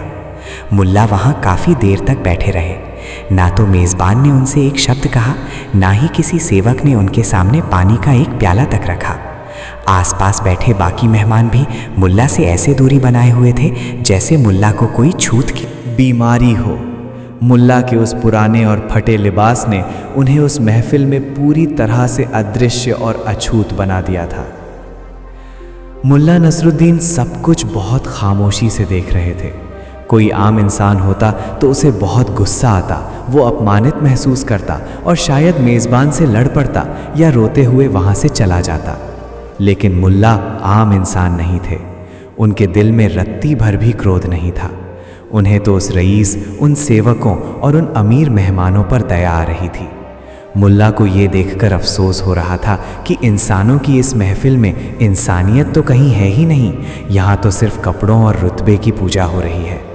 मुल्ला समझ गए कि इस दावत में निमंत्रण मुल्ला नसरुद्दीन को नहीं बल्कि समाज में उनके नाम को दिया गया था, और अब जब वो इंसान सादे लिबास में सामने है तो उसकी कोई कीमत नहीं है। मुल्ला चुपचाप अपनी जगह से उठे। उन्होंने किसी से कोई शिकायत नहीं की, किसी पर कोई तंज नहीं कसा और बिना कुछ खाए पिए उसी खामोशी के साथ हवेली से बाहर निकल गए। वे वापस अपने घर की तरफ लौट पड़े। रास्ते भर उनके होठों पर एक रहस्यमयी मुस्कान थी। उनके दिमाग में एक बहुत ही गहरा और करारा सबक आकार ले रहा था। एक ऐसा सबक जो उस रईस और उस पूरे खोखले समाज को उम्र भर याद रहने वाला था। मुल्ला घर पहुंचे। उन्होंने अपनी पुरानी संदूक खोली जो सालों से बंद पड़ी थी। उस संदूक में एक बहुत ही कीमती मखमली और सोने के तारों से कढ़ा हुआ एक शानदार चोगा कोट रखा हुआ था। ये चोगा मुल्ला को बरसों पहले किसी दूर देश के नवाब ने उनके ज्ञान से खुश होकर उपहार में दिया था। मुल्ला ने उस चोगे को कभी पहना नहीं था क्योंकि वे बाहरी दिखावे से कोसों दूर थे, लेकिन आज उस चोगे की ज़रूरत थी। मुल्ला ने अपने पुराने और फटे कपड़े उतारे। उन्होंने अच्छे से स्नान किया, अपने शरीर पर थोड़ा सा कीमती इत्र मला और फिर वो भारी और बेशकीमती मखमली चोगा पहन लिया। सिर पर एक शानदार रेशमी पगड़ी बांध ली और पैरों में चमचमाते हुए जूते पहन लिए। अब मुल्ला का रूप पूरी तरह बदल चुका था। वे अब एक गरीब फकीर नहीं बल्कि किसी बड़े रियासत के अमीर नवाब लग रहे थे। उनका रुतबा देखते ही बन रहा था। इसी नए और शाही अवतार में मुल्ला एक बार फिर रईस की हवेली की तरफ निकल पड़े। जब वे हवेली के दरवाजे पर पहुंचे तो नज़ारा बिल्कुल अलग था। जो पहरेदार कुछ देर पहले मुल्ला को धक्के मार रहे थे, मुल्ला के इस शाही लिबास को देखकर वे दूर से ही नतमस्तक हो गए। उन्होंने झुककर मुल्ला को सलाम किया और बहुत ही अदब के साथ मुल्ला को अंदर जाने का रास्ता दिया। मुल्ला जैसे ही हवेली के अंदर दाखिल हुए, उनकी उस चमचमाती हुई पगड़ी और मखमली चोगे की चमक ने सभी का ध्यान अपनी ओर खींच लिया। रईस मेज़बान की नज़र जब मुल्ला पर पड़ी तो उसकी आंखें फटी की फटी रह गईं। उसे यकीन ही नहीं हुआ कि ये वही मुल्ला नसरुद्दीन है जो कुछ देर पहले फटेहाल अवस्था में आया था। रईस को लगा कि शायद मुल्ला वास्तव में बहुत दौलतमंद इंसान है और सुबह उसका सादा लिबास बस एक धोखा था। रईस अपना सारा काम छोड़कर दौड़ता हुआ मुल्ला के पास आया। रईस ने लगभग झुकते हुए दोनों हाथ जोड़कर कहा, आइए आइए मुल्ला जी, मेरी ये हवेली आज आपके कदम पड़ने से धन्य हो गई। आपने इस दावत में शामिल होकर मेरी इज्जत बढ़ा दी है। कृपया मेरे साथ आइए, मैंने आपके लिए सबसे खास और ऊंची जगह तय की है। रईस मुल्ला को पूरे सम्मान के साथ दावत की से मुख्य जगह पर ले गया, जहां सिर्फ शहर के सबसे बड़े अधिकारी बैठे थे। रईस ने खुद अपने हाथों से मुल्ला के लिए रेशमी गद्दी बिछाई और उन्हें वहां बैठाया। मुल्ला के बैठते ही सेवकों की फौज उनकी सेवा में हाजिर हो गई। चांदी के बड़े बड़े थाल मुल्ला के सामने सजा दिए गए। उन थालों में दुनिया के सबसे लजीज व्यंजन रखे थे। खुशबूदार मुर्ग मुसल्लम, केसरिया पुलाव, बादाम और पिस्ते से सजी हुई मिठाइयाँ और जाने क्या क्या। हर मेहमान मुल्ला के इस शाही अंदाज को देखकर उनसे बात करने के लिए बेताब हो रहा था। रईस मेज़बान खुद मुल्ला के पास खड़ा होकर आग्रह कर रहा था, मुल्ला जी शुरू कीजिए, ये सब आपके लिए ही तो है। बताइए मैं आपको अपने हाथों से क्या परोसूं? महफिल में पूरी तरह से सन्नाटा छा चुका था और सबकी नज़रें मुल्ला पर टिकी थीं। हर कोई सोच रहा था कि मुल्ला अब इस लजीज दावत का लुत्फ उठाएंगे। मुल्ला ने बहुत ही शांति से अपने दोनों हाथ आगे बढ़ाए, लेकिन मुल्ला ने जो अगला काम किया उसने वहाँ मौजूद हर इंसान के होश उड़ा दिए। मुल्ला ने अपने हाथों से खाने का एक निवाला उठाया, लेकिन उसे अपने मुंह में डालने के बजाय उन्होंने उस निवाले को अपने उस मखमली चोगे की बड़ी सी जेब में डाल दिया। इसके बाद उन्होंने पुलाव की एक मुट्ठी भरी और उसे अपने चोगे की आस्तीन के अंदर रगड़ दिया। वे एक एक करके हर थाल से खाना उठाते और उसे अपने मुंह की बजाय अपने कपड़ों पर मलने लगते, अपनी जेबों में ठूसने लगते। वे अपने कीमती मखमली कोट पर सालन और ग्रेवी गिरा रहे थे और जोर जोर से मुस्कुराते हुए कह रहे थे, खाओ मेरे कोट, खाओ, ये दावत तुम्हारे लिए है, मेरे मुंह के लिए नहीं। खाओ मेरे प्यारे लिबास, जी भर के खाओ। मुल्ला ये सब इतनी गंभीरता से कर रहे थे जैसे वे कोई बहुत पवित्र काम कर रहे हों। दावत में एक अजीब सा हाहाकार मच गया। लोग अपनी जगह से खड़े हो गए। औरतों ने अपने मुंह पर हाथ रख लिए। जो मेहमान कुछ पल पहले मुल्ला के रुतबे से प्रभावित थे, वे अब मुल्ला को पागल समझकर पीछे हटने लगे। रईस मेज़बान की तो जैसे सांस ही रुक गई। उसे लगा कि उसकी इतनी महंगी और शानदार दावत का सरेआम मजाक उड़ाया जा रहा है। रईस से रहा नहीं गया। वो आगे बढ़ा और उसने मुल्ला का हाथ पकड़कर रुंधे हुए गले से कहा, मुल्ला जी, ये क्या पागलपन है? आप इतने कीमती खाने को अपने कपड़ों पर क्यों मल रहे हैं? ये खाना मुंह से खाया जाता है, कपड़ों से नहीं। आप अपने इस इतने बेशकीमती और खूबसूरत चोगे को क्यों बर्बाद कर रहे हैं? खुदा के वास्ते ये तमाशा बंद कीजिए और मुझे बताइए कि आप आखिर ऐसा क्यों कर रहे हैं। मुल्ला नसरुद्दीन ने रईस की तरफ मुड़कर देखा। उनके चेहरे पर अब कोई मुस्कान नहीं थी। उनकी आंखों में एक बहुत ही तेज और चुभने वाली चमक थी। मुल्ला ने रईस की आंखों में आंखें डाली और एक ऐसी आवाज़ में बोलना शुरू किया जो उस सन्नाटे को चीरती हुई हर इंसान के दिल तक पहुंच गई।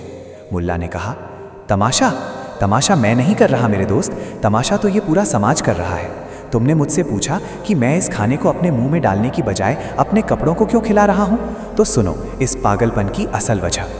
मुल्ला ने अपने उसी रसों से सने हुए चोगे को पकड़कर महफिल को दिखाते हुए कहा, कुछ घंटे पहले जब मैं इसी दावत में शामिल होने आया था, तब मेरी आत्मा यहीं थी, मेरा शरीर यहीं था, मेरा ज्ञान और मेरा वजूद यही मुल्ला नसरुद्दीन का था। लेकिन तब मेरे शरीर पर यह कीमती चोगा नहीं था, बल्कि एक फटी हुई पुरानी कमीज थी। तब तुम्हारे पहरेदारों ने मुझे धक्के मारे थे। तुमने मुझे देखकर अपना मुंह फेर लिया था। तुम्हारे सेवकों ने मेरे सामने पानी का एक कतरा तक नहीं रखा। मैं यहां बैठा रहा, लेकिन तुम में से किसी ने मुझे एक इंसान के रूप में देखा तक नहीं। मेरी कोई कीमत नहीं थी। मुल्ला की आवाज और भी गंभीर हो गई। और अब जब मैं वापस गया और मैंने अपने इस हाड़ मांस के शरीर को इस मखमली और सोने से जड़े हुए चोगे से ढक लिया, तो अचानक मैं तुम्हारे लिए सबसे खास मेहमान बन गया। तुम्हारे पहरेदार मेरे सामने झुक गए। तुमने मुझे सबसे ऊंची गद्दी पर बैठा दिया और मेरे सामने 56 भोग सजा दिए। तो मेरे दोस्त, खुद अपने दिल पर हाथ रखकर बताओ कि ये इज्जत, ये सम्मान और ये खाना क्या मेरे लिए है? नहीं, ये खाना इस इंसान के लिए नहीं, बल्कि इस कीमती चोगे के लिए है। तुमने मुल्ला नसरुद्दीन का सम्मान नहीं किया, तुमने इस रेशम और सोने का सम्मान किया है। और जब ये दावत इस लिबास के लिए दी गई है, तो भला मैं इस लिबास का हक कैसे मार सकता हूँ? इसलिए मैं अपने इस लिबास को खाना खिला रहा हूँ। खाओ मेरे कोट, खाओ। क्योंकि ये दुनिया इंसान को नहीं, सिर्फ और सिर्फ तुम्हें ही जानती है। मुल्ला की ये बातें सुनकर पूरी महफिल में जैसे सांप सूंघ गया। वहां खड़े हर इंसान की गर्दन शर्म से झुक गई। रईस मेजबान का सिर अपने सीने से जा लगा। उसकी सारी दौलत, उसका सारा गरूर, घमंड और उसकी सारी शानो शौकत मुल्ला के उन कुछ शब्दों के सामने रेत के महल की तरह ढह गई थी। उसे अपनी गलती का ऐसा तीखा एहसास हुआ जो उसकी आत्मा को चीर गया। उसे समझ में आ गया कि वो कितनी उथली और खोखली जिंदगी जी रहा था, जहां वो इंसान की कीमत उसके कपड़ों से तौल रहा था। मुल्ला नसरुद्दीन ने वहां एक पल भी और रुकना गवारा नहीं समझा। उन्होंने अपना वो गंदा और जूठा चोगा वहीं उतारा, उसे रईस के पैरों के पास फेंका और अपने उसी पुराने सादे लिबास में अपनी पूरी गरिमा और शान के साथ हवेली से बाहर निकल गए। कोई उन्हें रोकने की हिम्मत नहीं कर सका। वे जा चुके थे, लेकिन उनकी उस बेवकूफ़ी ने उस रात उस शहर को जो दर्शन दिया था, वो सदियों तक इतिहास के पन्नों में दर्ज हो गया। मेरे दोस्तों, जरा रुकिए और एक गहरी सांस लीजिए। मुल्ला नसरुद्दीन के इस किस्से को सिर्फ एक कहानी की तरह सुनकर मत छोड़ दीजिएगा। इस कहानी के आईने में जरा अपने आज के समाज की तस्वीर को भी देखिए। क्या आज की दुनिया उस रईस की दावत से कुछ अलग है? बिल्कुल नहीं। हम आज भी तो यही कर रहे हैं। आज भी हम इंसान की इज्जत उसकी हैसियत, उसके ब्रांडेड कपड़ों, उसकी महंगी गाड़ियों और उसके बैंक बैलेंस को देखकर करते हैं। हम एक गरीब और फटेहाल इंसान को देखकर अपनी कार का शीशा चढ़ा लेते हैं, लेकिन एक सूट बूट पहने हुए रईस इंसान के सामने बिना किसी वजह के झुक जाते हैं। हम इंसान की सीरत, चरित्र को छोड़कर उसकी सूरत, दिखावे के गुलाम बन चुके हैं। हमने इंसानियत को ब्रांड्स के लेबल के पीछे दफना दिया है। हम भी तो उस रईस की तरह लिबासों को ही दावत दे रहे हैं। मुल्ला नसरुद्दीन ने उस दिन दावत में अपने कोट को खाना खिलाकर एक ऐसा तमाचा मारा था जिसकी गूंज आज सैकड़ों सालों बाद भी सुनाई दे रही है। उन्होंने साबित कर दिया था कि एक ज्ञानी इंसान समाज के बनाए हुए इन झूठे पैमानों का कभी मोहताज नहीं होता। अगर समाज आपकी कीमत आपके कपड़ों से लगाता है, तो ऐसे समाज का मजाक उड़ाना ही सबसे बड़ी अक्लमंदी है। और अब जरा याद कीजिए उस सरहद और उन सिपाहियों को जिनका जिक्र मैंने शुरुआत में किया था। क्या आपको समझ में आ रहा है कि मुल्ला की हर कहानी एक दूसरे से कैसे जुड़ी हुई है? वो सिपाही भी तो उसी रईस मेजबान की तरह थे। सिपाही मुल्ला के गधे पर लदे भूसे में, उनके बोरे के कोनों में, उनके कपड़ों की तहों में तस्करी का सामान ढूंढते थे। वे भी सिर्फ बाहरी चीजों में उलझे हुए थे। उनकी नजरें भी सिर्फ उस चीज को ढूंढ रही थीं जिसे ढूंढने की उन्हें आदत पड़ चुकी थी। वे मुल्ला के उस सादेपन के पीछे छिपे हुए इतने बड़े राज को उसी तरह नहीं देख पा रहे थे जैसे रईस मुल्ला के फटे कपड़ों के पीछे छिपे हुए ज्ञान को नहीं देख पाया था। मुल्ला हर रोज उन सिपाहियों की आंखों में धूल नहीं झोंक रहे थे, बल्कि मुल्ला तो बस उनकी उसी कमजोरी का फायदा उठा रहे थे जहां इंसान सिर्फ बाहरी दिखावे पर यकीन करता है और असली सच्चाई को अपनी आंखों के सामने से फिसलने देता है। तस्करी का वो राज क्या था, ये लज़हन और भी गहरी होती जा रही है, लेकिन उस राज पर से पर्दा उठने का समय अभी नहीं आया है। मुल्ला की जिंदगी का ये फलसफा अभी और भी दिलचस्प मोड़ लेने वाला है। क्या आपको मुल्ला नसरुद्दीन की ये बात छू गई? क्या आपको भी लगता है कि आज का समाज सिर्फ कपड़ों और लिबासों को ही सलाम करता है? अगर आपको मुल्ला का ये करारा तंज पसंद आया हो तो इस कहानी के समर्थन में लाइक का बटन ज़रूर दबाएं। अपने मन में उठ रहे विचारों को, अपने अनुभवों को कमेंट्स के ज़रिए हमारे साथ बांटें। हमें बताएं कि क्या आपने भी कभी किसी के साथ लिबास के आधार पर होते हुए इस भेदभाव को देखा है? और सबसे ज़रूरी बात, इस कहानी को, इस गहरे सबक को सिर्फ अपने तक ना रखें, इसे अपने दोस्तों के साथ, अपने परिवार के साथ शेयर करें ताकि लोग समझ सकें कि असली दौलत इंसान का चरित्र है, उसका ब्रांडेड लिबास नहीं। आपके ये छोटे छोटे कदम ही हमें ऐसी और शानदार कहानियाँ आप तक पहुँचाने की ताकत देते हैं। हमारा सफ़र अभी बाकी है। मुल्ला नसरुद्दीन अभी हमें और भी बहुत कुछ सिखाने वाले हैं। हमारी अगली कहानी इंसान के उस लालच और स्वार्थ की परतें खोलेगी जहां इंसान सिर्फ अपने फायदे के लिए किसी भी हद तक अंधा हो सकता है। कल्पना कीजिए एक बर्तन की। क्या कभी कोई निर्जीव बर्तन, कोई लोहे या तांबे का पतीला बच्चे पैदा कर सकता है? आप कहेंगे, अरे ये कैसी बेवकूफ़ी भरी बात है, एक बर्तन कैसे बच्चा दे सकता है। लेकिन मुल्ला नसरुद्दीन ने अपने पड़ोसी को यही यकीन दिला दिया था कि उसके पतीले ने एक छोटा बच्चा दिया है। और मज़े की बात यह है कि पड़ोसी ने लालच में आकर इस बेवकूफ़ी को सच भी मान लिया था। लेकिन मुल्ला का ये मजाक यहीं ख़त्म नहीं होता। अगर पतीला बच्चा दे सकता है तो क्या एक दिन वो पतीला मर भी सकता है? और जब मुल्ला उस लालची पड़ोसी से कहते हैं कि तुम्हारा पतीला मर गया तो क्या होता है? ये चौथी कहानी, पतीले की मौत, इंसान के फायदे और नुकसान को देखने के दोहरे नज़रिए पर एक ऐसी शानदार चोट है जिसे सुनकर आप हंसते हंसते लोटपोट भी होंगे और एक बहुत गहरी बात भी समझ जाएंगे। लोग कैसे अपना फ़ायदा तो खुशी खुशी अपनी झोली में डाल लेते हैं, लेकिन जब नुकसान की बारी आती है तो कैसे तर्क और विज्ञान का सहारा लेने लगते हैं। लल्ला नसरुद्दीन ने इस लालच को कैसे बेनकाब किया, ये हम जानेंगे अपने अगले और बहुत ही मज़ेदार हिस्से में। तो तैयार रहिए सफ़र के अगले पड़ाव के लिए। मुल्ला की ये कहानियाँ सिर्फ अतीत के पन्नों में दबी हुई दास्तानें नहीं हैं, ये आज के हमारे जीवन का एक जीता जागता आईना है।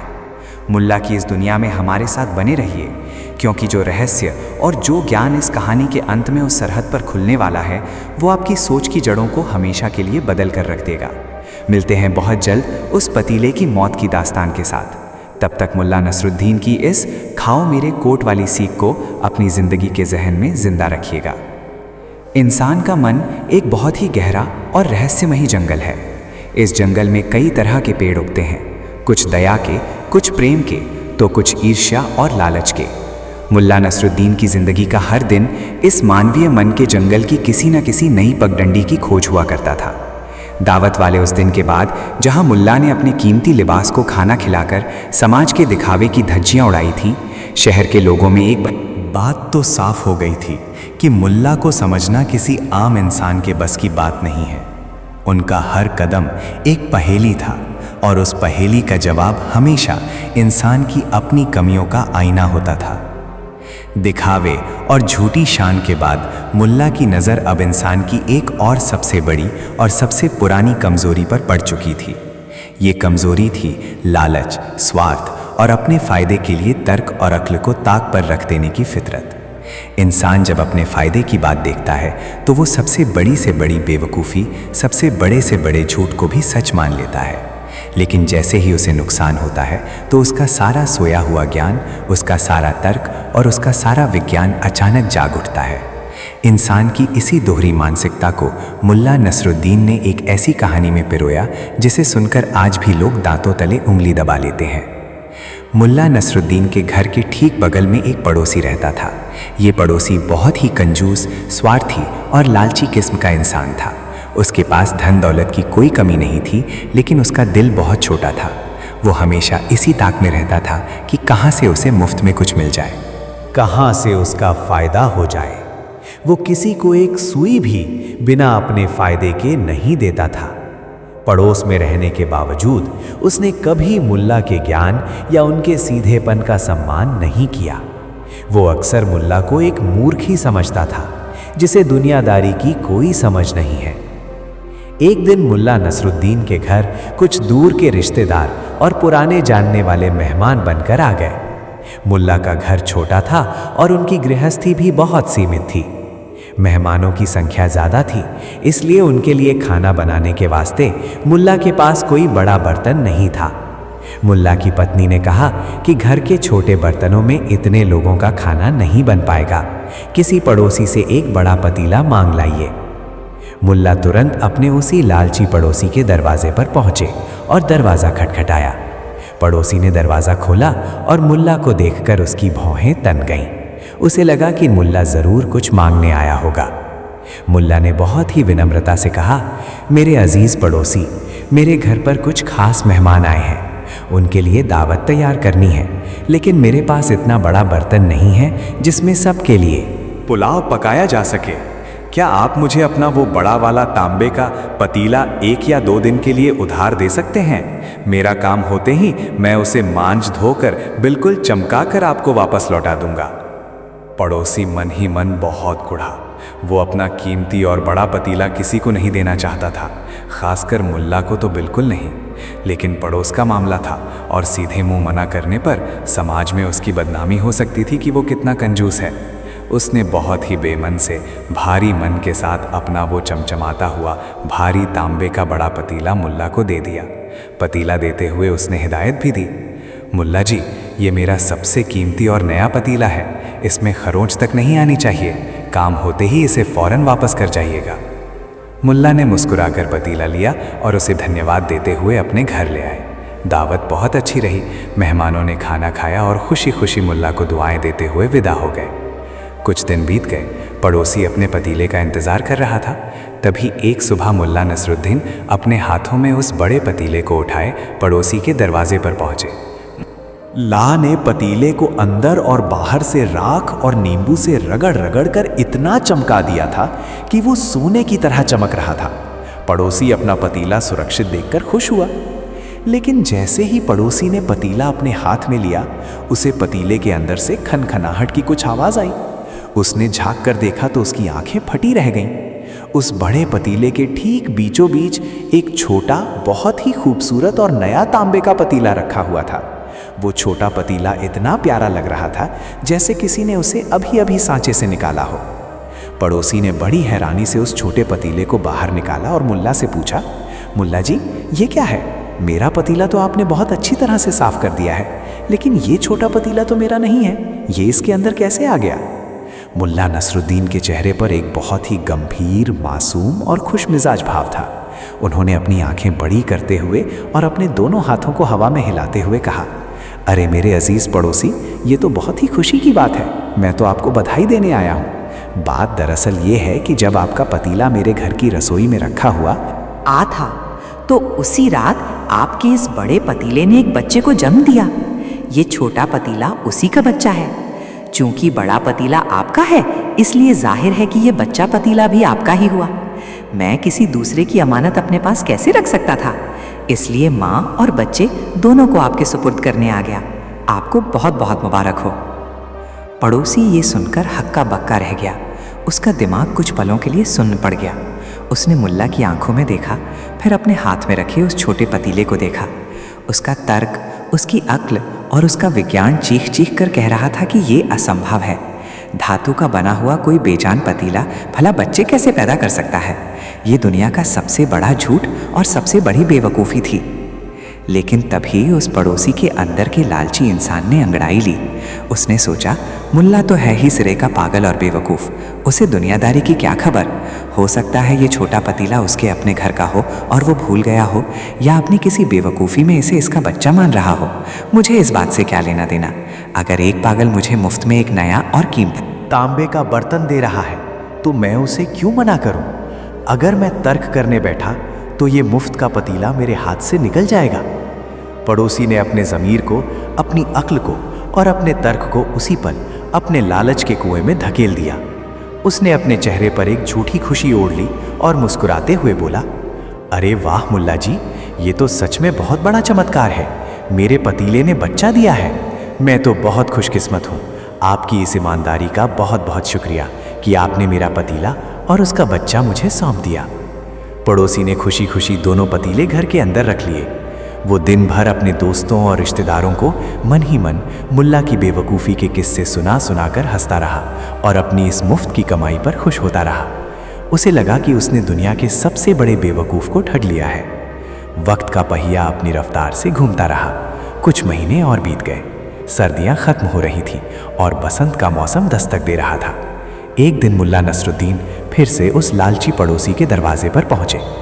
इस बार पड़ोसी ने जैसे ही दरवाज़ा खोला और मुल्ला को देखा तो उसके चेहरे पर एक अजीब सी चमक आ गई। मुल्ला ने उसी विनम्रता के साथ कहा, मेरे अच्छे पड़ोसी, मेरे घर फिर से एक आयोजन है। कुछ मेहमान आ रहे हैं। क्या आप मुझे अपना वो बड़ा वाला पतीला एक बार फिर उधार दे सकते हैं? इस बार पड़ोसी के मन में कोई हिचकिचाहट नहीं थी। उसके दिमाग में तो लालच के लड्डू फूट रहे थे। उसने सोचा, पिछली बार जब मुल्ला ने पतीला लिया था तो उसने मुझे एक नया छोटा पतीला मुफ्त में दिया था, ये कहकर कि पतीले ने बच्चा दिया है। अगर मैं इस बार भी इसे अपना पतीला दे दूं तो क्या पता इस बार पतीला जुड़वा बच्चे दे दे। मेरा तो बिना कुछ किए ही फायदा हो जाएगा। पड़ोसी ने तुरंत दौड़कर अपना वो बड़ा पतीला मुल्ला के हाथों में सौंप दिया और बड़ी ही चापलूसी भरे स्वर में बोला, अरे मुल्ला जी, पूछने की क्या बात है, ये पतीला आपका ही तो है, आप इसे जितने दिन चाहें अपने पास रख सकते हैं, आराम से काम निपटाइए, कोई जल्दी नहीं है। मुल्ला पतीला लेकर घर आ गए। 1 दिन बीता, 2 दिन बीते, पूरा 1 हफ्ता बीत गया। पड़ोसी हर रोज अपने दरवाजे पर खड़ा होकर मुल्ला का इंतजार करता कि मुल्ला कब पतीला और उसके नए बच्चों को लेकर वापस आएगा। जब हफ्ता भर बीत जाने के बाद भी मुल्ला का कोई अता पता नहीं चला तो पड़ोसी के सब्र का बांध टूटने लगा। उसे चिंता होने लगी कि कहीं मुल्ला उसके कीमती पतीले को बेच तो नहीं आया। आखिरकार एक सुबह वो पड़ोसी खुद मुल्ला नसरुद्दीन के घर पहुंच गया। उसने दरवाज़ा खटखटाया। मुल्ला बाहर आए। मुल्ला का चेहरा बहुत ही उदास था। उनकी आंखें झुकी हुई थीं और उनके चेहरे पर ऐसा मातम छाया हुआ था जैसे उनके घर में कोई बहुत बड़ा अनर्थ हो गया हो। पड़ोसी ने मुल्ला का ये उदास चेहरा देखा तो वो थोड़ा घबराया। उसने झिझकते हुए पूछा, क्या बात है मुल्ला जी, आप इतने परेशान और उदास क्यों लग रहे हैं? सब खैरियत तो है? और हाँ, मैंने आपको अपना वो बड़ा पतीला दिया था, वो काफ़ी दिन हो गए आपने लौटाया नहीं, मैं उसी के बारे में पूछने आया था। पड़ोसी की बात सुनकर मुल्ला ने एक बहुत ही लंबी और ठंडी आह भरी। उन्होंने अपने हाथ से अपने माथे का पसीना पोंछा और रुंधे हुए गले से बोले, हाय मेरे दोस्त, मैं तुम्हें क्या मुंह दिखाऊं, मुझे माफ़ कर दो, मुझे कुछ समझ नहीं आ रहा कि मैं तुम्हें ये मनहूस खबर कैसे दूं। मेरे घर पर एक बहुत बड़ा हादसा हो गया है। पड़ोसी का दिल जोर से धड़कने लगा। उसने पूछा, कैसा हादसा मुल्ला जी, साफ साफ बताइए, क्या हुआ मेरे पतीले को? मुल्ला ने अपनी आंखें भरते हुए और बड़ी ही संजीदगी से कहा, मेरे अजीज दोस्त, तुम्हारा पतीला, तुम्हारा वो बेचारा पतीला इस दुनिया में नहीं रहा। अचानक रात को उसके पेट में बहुत तेज दर्द उठा। हमने बहुत कोशिश की, आसपास के हकीमों को भी दिखाया, लेकिन कोई फायदा नहीं हुआ। सुबह होते होते तुम्हारे पतीले का इंतकाल हो गया। तुम्हारा पतीला मर गया मेरे दोस्त। मुल्ला के मुंह से ये वाक्य निकलते ही वहां एक भयानक सन्नाटा छा गया। पड़ोसी को अपने कानों पर यकीन नहीं हुआ। कुछ पलों के लिए तो उसे समझ ही नहीं आया कि वो क्या प्रतिक्रिया दे, लेकिन फिर उसके भीतर का लालच और उसके कीमती पतीले के खो जाने का दर्द एक ज्वालामुखी की तरह फट पड़ा। उसकी आंखें गुस्से से लाल हो गईं। वो मुल्ला पर बुरी तरह से चीखने लगा, क्या बकवास कर रहे हो मुल्ला, तुम्हारा दिमाग खराब हो गया है क्या? इंतकाल हो गया? मर गया? अरे बेवकूफ़ इंसान, पतीला कोई जीता जागता इंसान है या कोई जानवर है जो मर जाएगा? तांबे और लोहे के बेजान बर्तन भी कहीं मरते हैं। तुम मेरा कीमती पतीला हड़पना चाहते हो और मुझे ये बेवकूफ़ी भरी झूठी कहानी सुना रहे हो।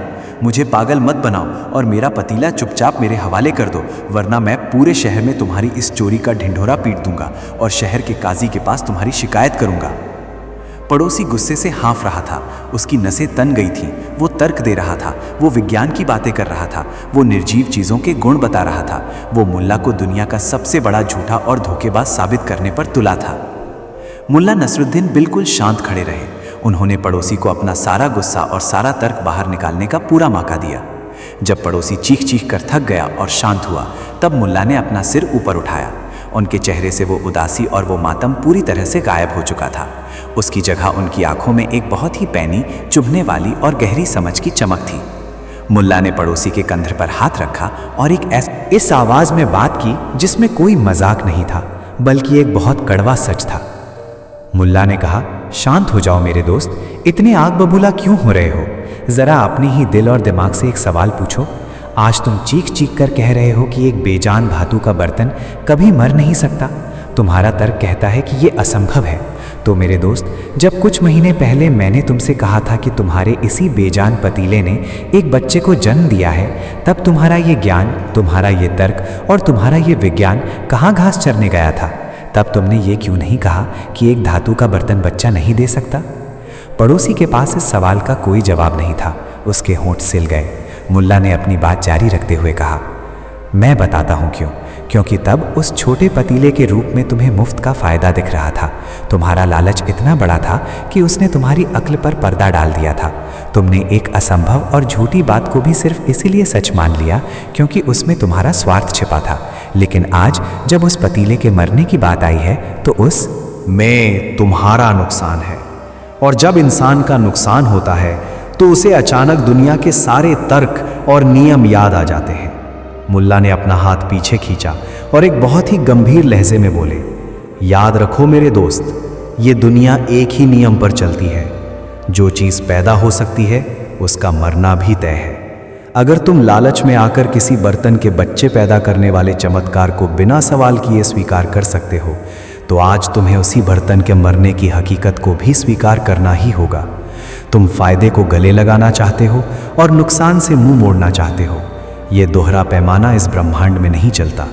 अगर पतीले ने बच्चा दिया था तो पतीला मर भी सकता है। अब जाओ और अपने उस मरे हुए पतीले का शोक मनाओ। पड़ोसी के पैरों तले से जमीन खिसक गई। वो वहीं ठगा सा खड़ा रह गया। उसे अपने ही लालच के उस भद्दे चेहरे के दर्शन हो गए थे जिसे उसने दुनिया से छिपा कर रखा था। मुल्ला ने बिना किसी मारपीट के, बिना किसी गाली गलोच के, महज एक छोटी सी बेवकूफ़ी से उस इंसान के पूरे वजूद और उसके लालची चरित्र की बखिया उधेड़ कर रखती थी। पड़ोसी सिर झुकाए बिना एक भी शब्द कहे वहां से वापस लौट गया। उसे अपना पतीला तो नहीं मिला, लेकिन जिंदगी का एक ऐसा सबक जरूर मिल गया जिसे वो मरते दम तक भूल नहीं पाया। मुल्ला नसरुद्दीन घर के अंदर चले गए और अपने काम में लग गए। उनके लिए ये कोई चमत्कार या ठगी नहीं थी। ये तो बस एक आईना था जो उन्होंने समाज के उस लालची चेहरे के सामने रख दिया था। मेरे अजीज दोस्तों, ये कहानी यहीं ख़त्म नहीं होती। ये कहानी तो हमारे अपने अंदर की गहराइयों में जाकर बैठ जाती है। मुल्ला का ये पतीला आज भी हमारे और आपके समाज में मौजूद है। ज़रा सोचिए, क्या हम भी अपनी ज़िंदगी में उसी लालची पड़ोसी की तरह बर्ताव नहीं करते? जब हमें किसी काम में बिना मेहनत के बहुत बड़ा फ़ायदा हो जाता है, जब हमारी कोई लॉटरी लग जाती है, जब अचानक से हमें कोई बड़ी तरक्की मिल जाती है, तो क्या हम कभी रुककर पूछते हैं कि ये मेरे साथ क्यों हुआ? क्या हम तर्क लगाते हैं? नहीं, हम उसे अपना अधिकार मान लेते हैं, ईश्वर की कृपा मान लेते हैं और खुशी खुशी उसे अपनी झोली में डाल लेते हैं। तब हमें कोई शिकायत नहीं होती। हमें लगता है कि हम इसी के लायक थे। लेकिन जैसे ही हमारी ज़िंदगी में कोई परेशानी आती है, हमारा कोई व्यापार डूब जाता है, कोई बीमारी आ जाती है या कोई बड़ा नुकसान हो जाता है, तो हम तुरंत आसमान की तरफ देखकर चिल्लाने लगते हैं, हे भगवान, मेरे साथ ही ऐसा क्यों हुआ? मैंने ऐसा क्या किया था? ये तो असंभव है, ये गलत है। हम मुनाफे और फ़ायदे को तो चुपचाप हजम कर लेते हैं, लेकिन नुकसान और दर्द की जिम्मेदारी लेने को कोई तैयार नहीं होता। हम सफलता का श्रेय खुद लेना चाहते हैं, लेकिन असफलता का ठीकरा परिस्थितियों और दूसरों के सिर फोड़ देते हैं।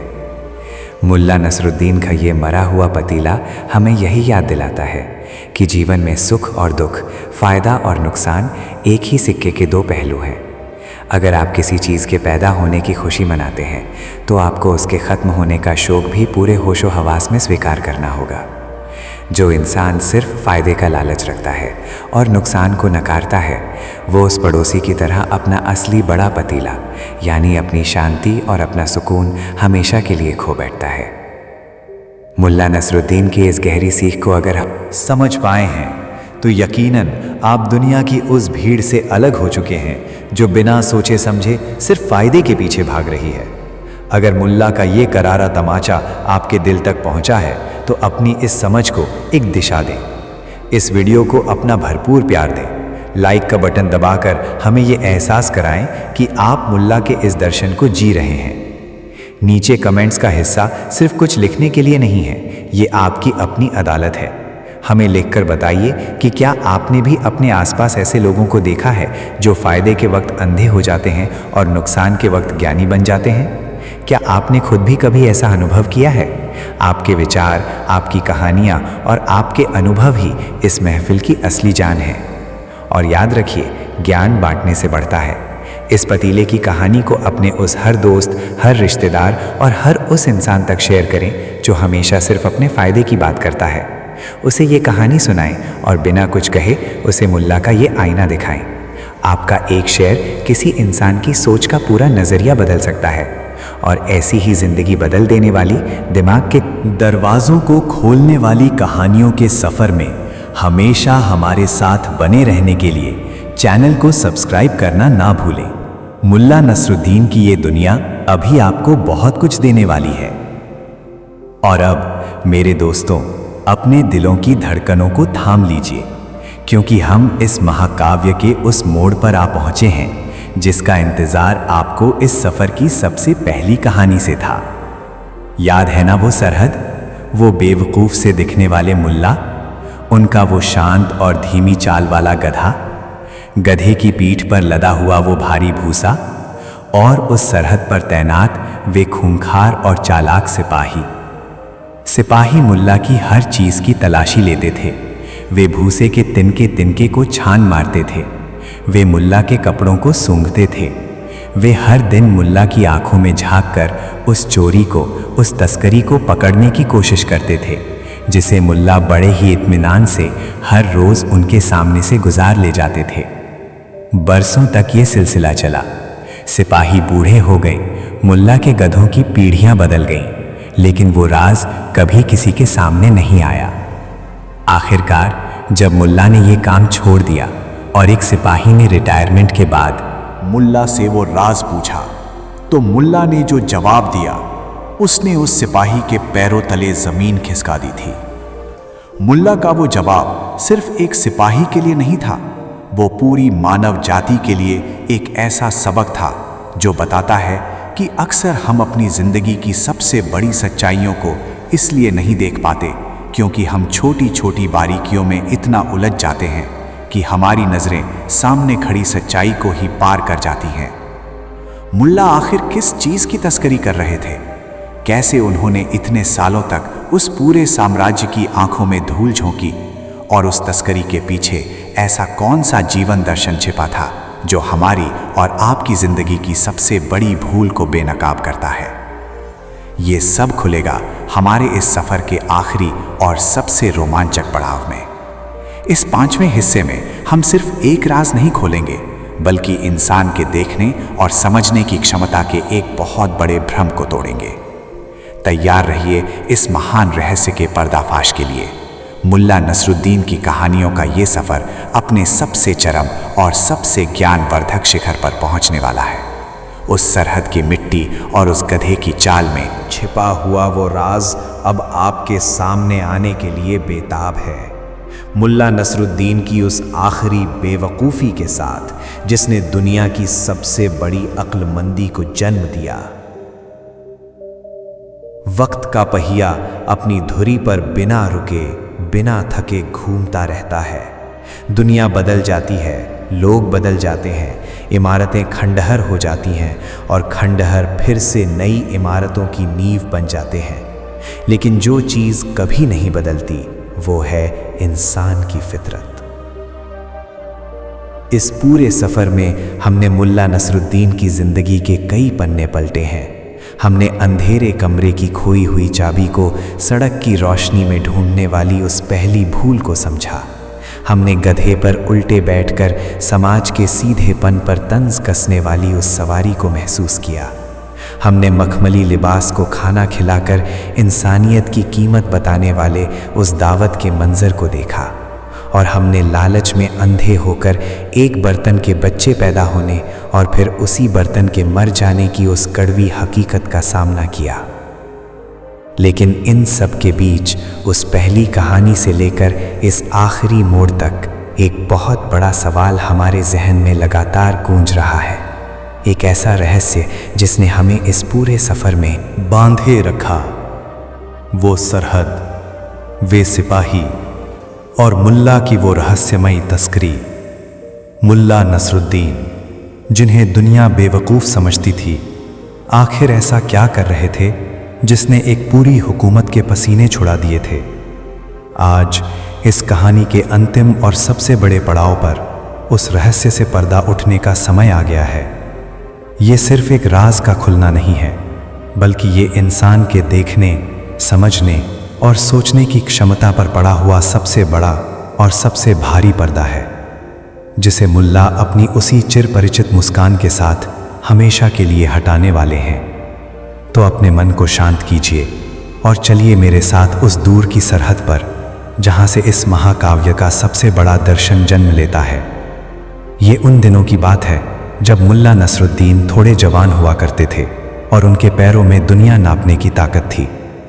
मुल्ला का घर जिस शहर में था वो 2 अलग अलग मुल्कों या रियासतों की सरहद के बहुत करीब था। सरहद के उस पार का मुल्क बहुत संपन्न था और वहाँ की हुकूमत बहुत ही सख्त थी। उस सरहद पर पहरेदारी का काम दुनिया के सबसे चालाक, खूंखार और पैनी नज़र वाले सिपाहियों को सौंपा गया था। उस सरहद से एक तिनका भी बिना तलाशी के आर पार नहीं जा सकता था। सरहद के चौकीदार और उनका मुख्य अधिकारी इस बात के लिए मशहूर थे कि वे इंसान की आंखों में देखकर उसके इरादे पढ़ लेते थे। मुल्ला नसरुद्दीन ने एक दिन फैसला किया कि वे सरहद पार करके उस दूसरे मुल्क में जाया करेंगे। मुल्ला की दिनचर्या बड़ी ही अजीब थी। हर सुबह जब सूरज की पहली किरण आसमान को चीरती हुई ज़मीन पर पड़ती, मुल्ला अपने घर से निकलते। उनके साथ उनका वही वफादार और शांत चाल वाला गधा होता था। मुल्ला उस गधे की पीठ पर भूसे और घास फूस का एक बहुत बड़ा और भारी गट्ठर लाद देते थे। गधा उस भारी भूसे के बोझ तले दबता हुआ अपनी धीमी धीमी चाल में सरहद की तरफ बढ़ता था और मुल्ला हाथ में एक छोटी सी छड़ी लिए गधे के पीछे पीछे चलते थे। जब मुल्ला पहली बार सरहद की चौकी पर पहुंचे तो वहां तैनात सिपाहियों ने उन्हें रोक लिया। मुख्य अधिकारी ने मुल्ला को ऊपर से नीचे तक देखा। मुल्ला का सादा लिबास, उनके चेहरे की वो बेफिक्री और उनके गधे पर लदा हुआ वो घास फूस का गट्ठर। अधिकारी ने मुल्ला से कड़कती हुई आवाज में पूछा, "ऐ फकीर, कहाँ जा रहे हो और सग गधे पर क्या लाद कर ले जा रहे हो?" मुल्ला ने बहुत ही इत्मीनान से जवाब दिया, "मैं सरहद पार के बाजार में जा रहा हूं हुजूर, और जैसा कि आप देख सकते हैं मेरे इस गधे पर भूसा लदा हुआ है।" अधिकारी बहुत चालाक था। उसने मुल्ला की आंखों में देखा और उसे कुछ ऐसा महसूस हुआ जो सामान्य नहीं था। मुल्ला की आंखों में एक अजीब सी गहराई थी जिसे पढ़ पाना उस अधिकारी के बस की बात नहीं थी। अधिकारी का तजुर्बा कहता था कि यह इंसान इतना सीधा नहीं है जितना दिख रहा है। अधिकारी ने सिपाहियों को हुक्म दिया, "इस आदमी की और इसके गधे की पूरी तलाशी ली जाए। मुझे पूरा यकीन है कि इस भूसे के अंदर कोई बहुत कीमती चीज या तस्करी का सामान छिपाया गया है।" सिपाही तुरंत हरकत में आ गए। उन्होंने गधे की पीठ से वो भूसे का गट्ठर नीचे उतारा। उन्होंने बड़ी बड़ी कंघियों और भालों से उस भूसे के एक एक तिनके को खंगाल मारा। उन्होंने भूसे को हवा में उछाला, उसे छान लिया, लेकिन उसमें भूसे के अलावा और कुछ नहीं था। कोई सोना नहीं, कोई चांदी नहीं, कोई अफीम नहीं, कोई कीमती पत्थर नहीं। सिपाहियों ने मुल्ला के कपड़ों की तलाशी ली, उनके जूतों के अंदर देखा, यहां तक कि गधे के कानों और मुंह के अंदर भी झांक कर देख लिया, लेकिन उन्हें कुछ भी हासिल नहीं हुआ। अधिकारी थोड़ा हैरान हुआ, लेकिन उसने मुल्ला को सरहद पार जाने की इजाजत दे दी। शाम को मुल्ला वापस लौटे। गधे की पीठ खाली थी। अधिकारी ने फिर तलाशी ली, लेकिन मुल्ला के पास कुछ चंद सिक्कों के अलावा और कुछ नहीं था जो उन्होंने वो भूसा बेचकर कमाए थे। ये तो बस शुरुआत थी। इसके बाद तो ये मुल्ला नसरुद्दीन का रोज का काम हो गया। हर सुबह मुल्ला एक गधे पर भूसे का बहुत बड़ा गट्ठर लाद कर लाते। सरहद पर अधिकारी उन्हें रोकता। अधिकारी की शंका दिन ब दिन और गहरी होती जा रही थी। उसे रात को नींद नहीं आती थी। उसका दिमाग कहता था कि मुल्ला कोई बहुत बड़ा तस्कर है और वो हर रोज हुकूमत की आंखों में धूल झोंककर कोई बहुत कीमती चीज सरहद पार ले जा रहा है। तलाशी का तरीका हर रोज और सख्त होता गया। सिपाहियों ने भूसे में पानी डालकर देखा कि कहीं कुछ घुल तो नहीं रहा है। उन्होंने खोजी कुत्तों को मंगवाया ताकि वे किसी छिपी हुई चीज की गंध सूंघ सकें। उन्होंने मुल्ला के चलन के तरीके को परखा, उनके कपड़ों की सिलाई तक उधेड़ कर देख ली। कई बार तो ऐसा हुआ कि अधिकारी ने मुल्ला का पूरा भूसा ही जलवा दिया, ये देखने के लिए कि राख में से कोई कीमती धातु निकल आए। लेकिन मुल्ला कभी गुस्सा नहीं करते थे। जब भूसा जला दिया जाता तो मुल्ला बस मुस्कुराते और खाली हाथ लौट जाते। अगले दिन वे फिर से एक नए गधे पर नया भूसा लाद कर आ जाते। महीने बीत गए, साल बीत गए और फिर दशक बीत गए। सरहद कर सिपाही बदल गए। पुराने सिपाहियों की जगह नए रंगरूट आ गए। मुल्ला की दाढ़ी के बाल काले से पूरी तरह सफ़ेद हो गए। मुल्ला का वो अधिकारी भी अब एक बूढ़ा इंसान बन चुका था, जिसके चेहरे पर झुर्रियाँ पड़ चुकी थीं। लेकिन एक चीज़ कभी नहीं बदली, वो था मुल्ला का हर रोज़ सरहद पार करना और उस अधिकारी की वो हताशा। वो अधिकारी अपने पूरे जीवन काल में एक बार भी मुल्ला की उस चोरी को पकड़ नहीं पाया। मुल्ला उसके लिए एक ऐसा भूत बन चुके थे जिसे देखा तो जा सकता था लेकिन पकड़ा नहीं जा सकता था। वो अधिकारी अपनी इस नाकामी के बोझ तले मानसिक रूप से बहुत थक चुका था। उसे लगता था कि एक साधारण से फकीर ने उसकी पूरी जिंदगी के तजुर्बे को मिट्टी में मिला दिया है।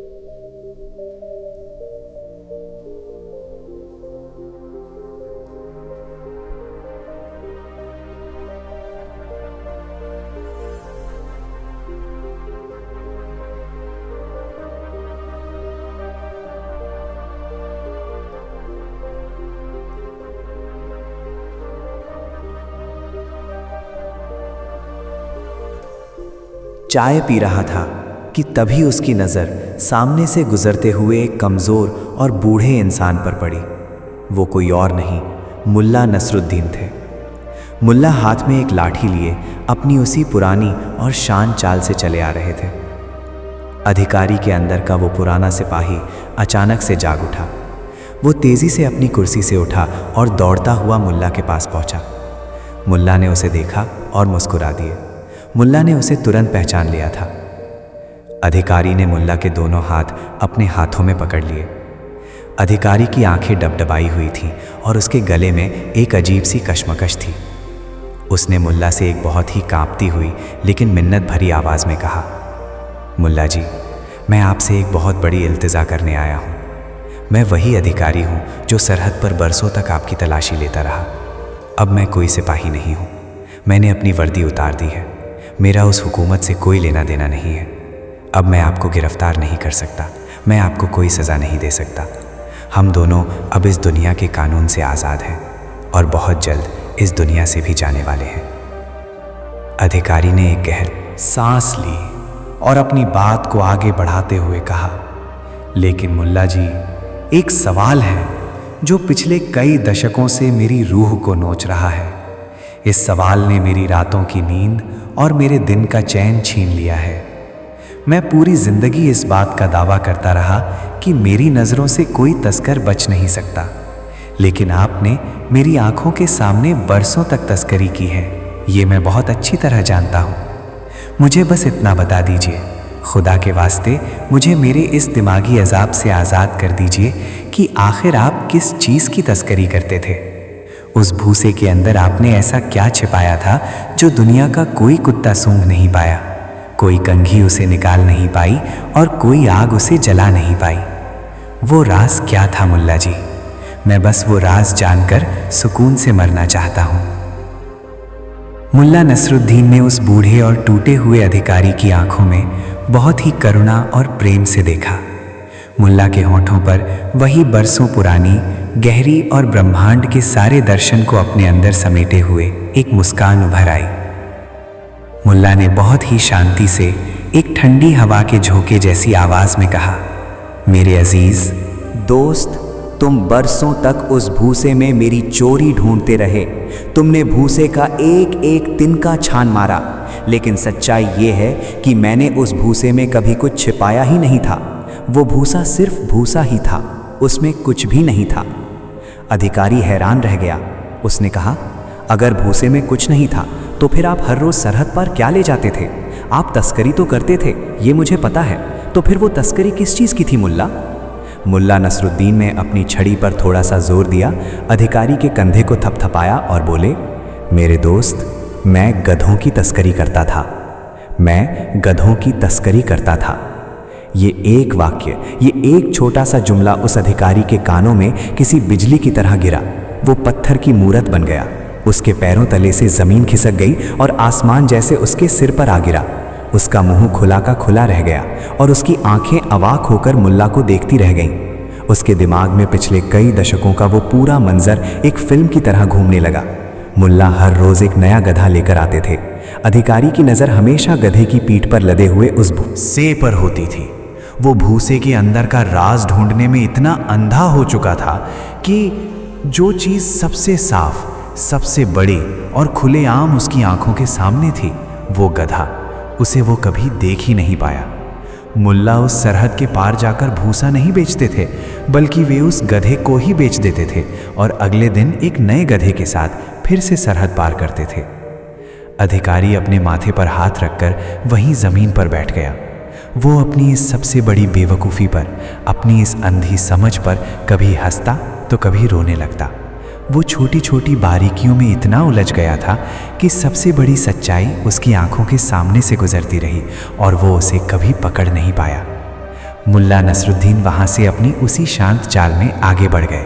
उन्होंने अधिकारी को उसके अपने सच का आईना दिखा दिया था। मेरे दोस्तों, ज़रा ठहरिए, एक लंबी सांस लीजिए और इस बहुत बड़े दर्शन को अपने दिल की गहराइयों में उतरने दीजिए। क्या आपको ये महसूस हो रहा है कि मुल्ला की ये कहानी सिर्फ एक सरहद और एक सिपाही की कहानी नहीं है? क्या आपको ऐसा नहीं लगता कि वो सिपाही हम और आप ही हैं और ये ज़िंदगी वो सरहद है? जरा सोचिए, हम सब अपनी जिंदगी में क्या कर रहे हैं? हम भी तो उस अधिकारी की तरह छोटी छोटी बेमतलब की और तुच्छ चीज़ों में उलझे हुए हैं। हम अपनी जिंदगी में भूसे को खंगालने में अपना पूरा जीवन निकाल देते हैं। ये भूसा क्या है? ये भूसा हमारे जीवन की छोटी छोटी परेशानियां हैं, हमारी झूठी शान है, हमारे बैंक बैलेंस की चिंताएं हैं, हमारे अहंकार के टकराव हैं, लोग क्या कहेंगे वाली बातें हैं। हम सोचते हैं कि सुख और शांति इस भूसे के अंदर कहीं छिपी है और हम दिन रात उसी को खंगालते रहते हैं। और इस भूसे को छानने के चक्कर में हम उस चीज़ को खो देते हैं जो सबसे बड़ी है, जो हमारे सामने है, जो हमें मंजिल तक ले जाने वाली है, और वो है हमारा गधा। ये गधा क्या है? ये गधा हमारा आज है, हमारा वर्तमान है, हमारे अपनों का प्यार है, हमारा स्वास्थ्य है, हमारे दिल का सुकून है, हमारी आत्मा की शांति है। जीवन की सबसे बड़ी सच्चाई हमेशा हमारे आंखों के सामने खुली होती है। खुशी किसी रहस्यमयी भूसे में छिपी हुई नहीं है। खुशी तो सांस लेने में है, अपनों के साथ मुस्कुराने में है, इस पल को जीने में है। लेकिन हम इतने अक्लमंद, इतने सिपाही बन चुके हैं कि हम उस बड़ी सच्चाई को नज़रअंदाज करके उन चीज़ों के पीछे भाग रहे हैं जिनका कोई मोल ही नहीं है। अब ज़रा पीछे मुड़कर मुल्ला नसरुद्दीन की इस पूरी महायात्रा को देखिए।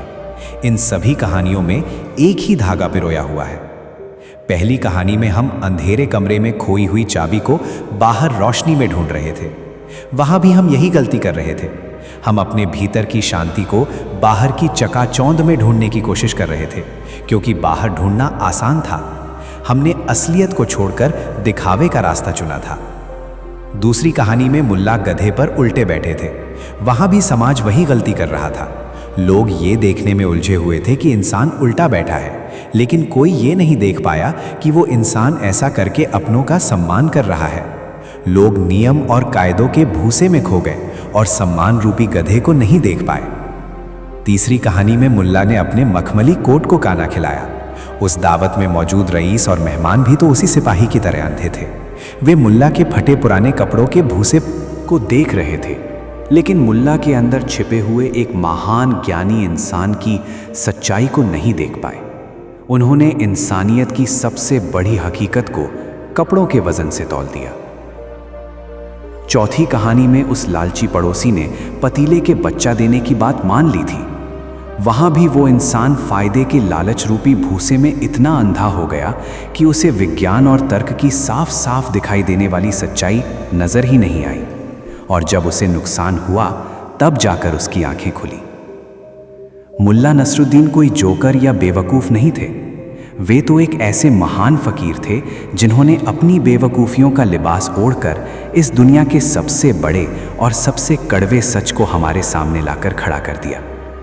वे जानते थे कि अगर वे सीधे सीधे दुनिया को उसका आईना दिखाएंगे तो दुनिया उन्हें पत्थर मारेगी। इसीलिए उन्होंने हंसी और मजाक का सहारा लिया। उन्होंने हमें हंसाया, और हंसते हंसते कब उन्होंने हमारी रूह को झकझोर कर जगा दिया, इसका हमें एहसास ही नहीं हुआ। मुल्ला ने हमें ये सिखाया कि जिंदगी को देखने का नजरिया बदलो। उन चीज़ों पर ध्यान दो जो सच में मायने रखती हैं। उन बारीकियों उनमें मत उलझो जो तुम्हारी जिंदगी की सबसे खूबसूरत चीजों को तुमसे चुरा ले जाए। आज के इस दौर में जहां इंसान मशीनों से भी तेज भाग रहा है, जहां हर कोई एक दूसरे से आगे निकलने की अंधी दौड़ में शामिल है, मुल्ला नसरुद्दीन की ये बातें और भी ज्यादा जरूरी हो जाती हैं। हम सब अपनी अपनी सरहदों पर खड़े होकर भूसा छान रहे हैं। हम अपने बच्चों के बचपन को नहीं जी पाते क्योंकि हम उनके भविष्य के लिए पैसे जोड़ने रूपी भूसे में उलझे हैं। हम अपने माता पिता के साथ समय नहीं बिता पाते क्योंकि हम दुनिया में अपनी पहचान बनाने के भूसे को खंगाल रहे हैं। और जब तक हमें ये समझ में आता है कि असली दौलत तो वे पल थे जो गुजर गए, तब तक बहुत देर हो चुकी होती है। तब तक गधे की तस्करी पूरी हो चुकी होती है और हम सिपाही की तरह खाली हाथ सिर पर रखकर पछताने के अलावा कुछ नहीं कर पाते। मेरे दोस्तों, मुल्ला नसरुद्दीन की कहानियों का ये सफ़र यहाँ पर अपने अंजाम तक पहुँचता है। इस सफ़र में हमने बहुत कुछ देखा, बहुत कुछ सीखा। हमने हंसी हंसी में ज़िंदगी की उन गहराइयों को छुआ है जहाँ तक पहुँचने के लिए बड़े बड़े रंत भी कभी कभी कम पड़ जाते हैं।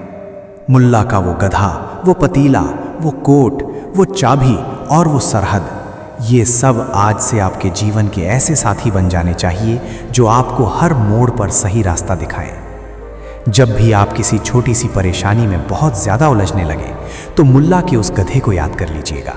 अपने आप से पूछिएगा कि कहीं मैं गधे को छोड़कर भूसा तो नहीं छान रहा हूँ। अगर इस पूरे सफ़र ने, मुल्ला नसरुद्दीन की इन गहराइयों ने, उनके इस फ़लसफ़े ने आपके दिल के किसी भी तार को छेड़ा है, अगर आपके सोचने के तरीके में एक नई रोशनी पैदा हुई है, तो इस विचार को, इस ज्ञान को अपने तक ही सीमित मत रहने दीजिएगा। ज्ञान वो रोशनी है जो बांटने से और ज़्यादा फैलती है। इस कहानी को, इस वीडियो को अपना भरपूर समर्थन दीजिए। अगर मुल्ला का ये गधों की तस्करी वाला राज और ये महाकाव्य आपको दिल से पसंद आया है तो इस वीडियो को अपनी पसंद यानी लाइक के रूप में अपना प्यार ज़रूर दें। आपका हर एक लाइक हमें ये बताता है कि हमने जो मेहनत की है वो आपके दिलों तक पहुंच गई है। और हाँ, अपनी जगह से उठने से पहले अपने ख्यालों को शब्द ज़रूर दीजिएगा कमेंट्स का।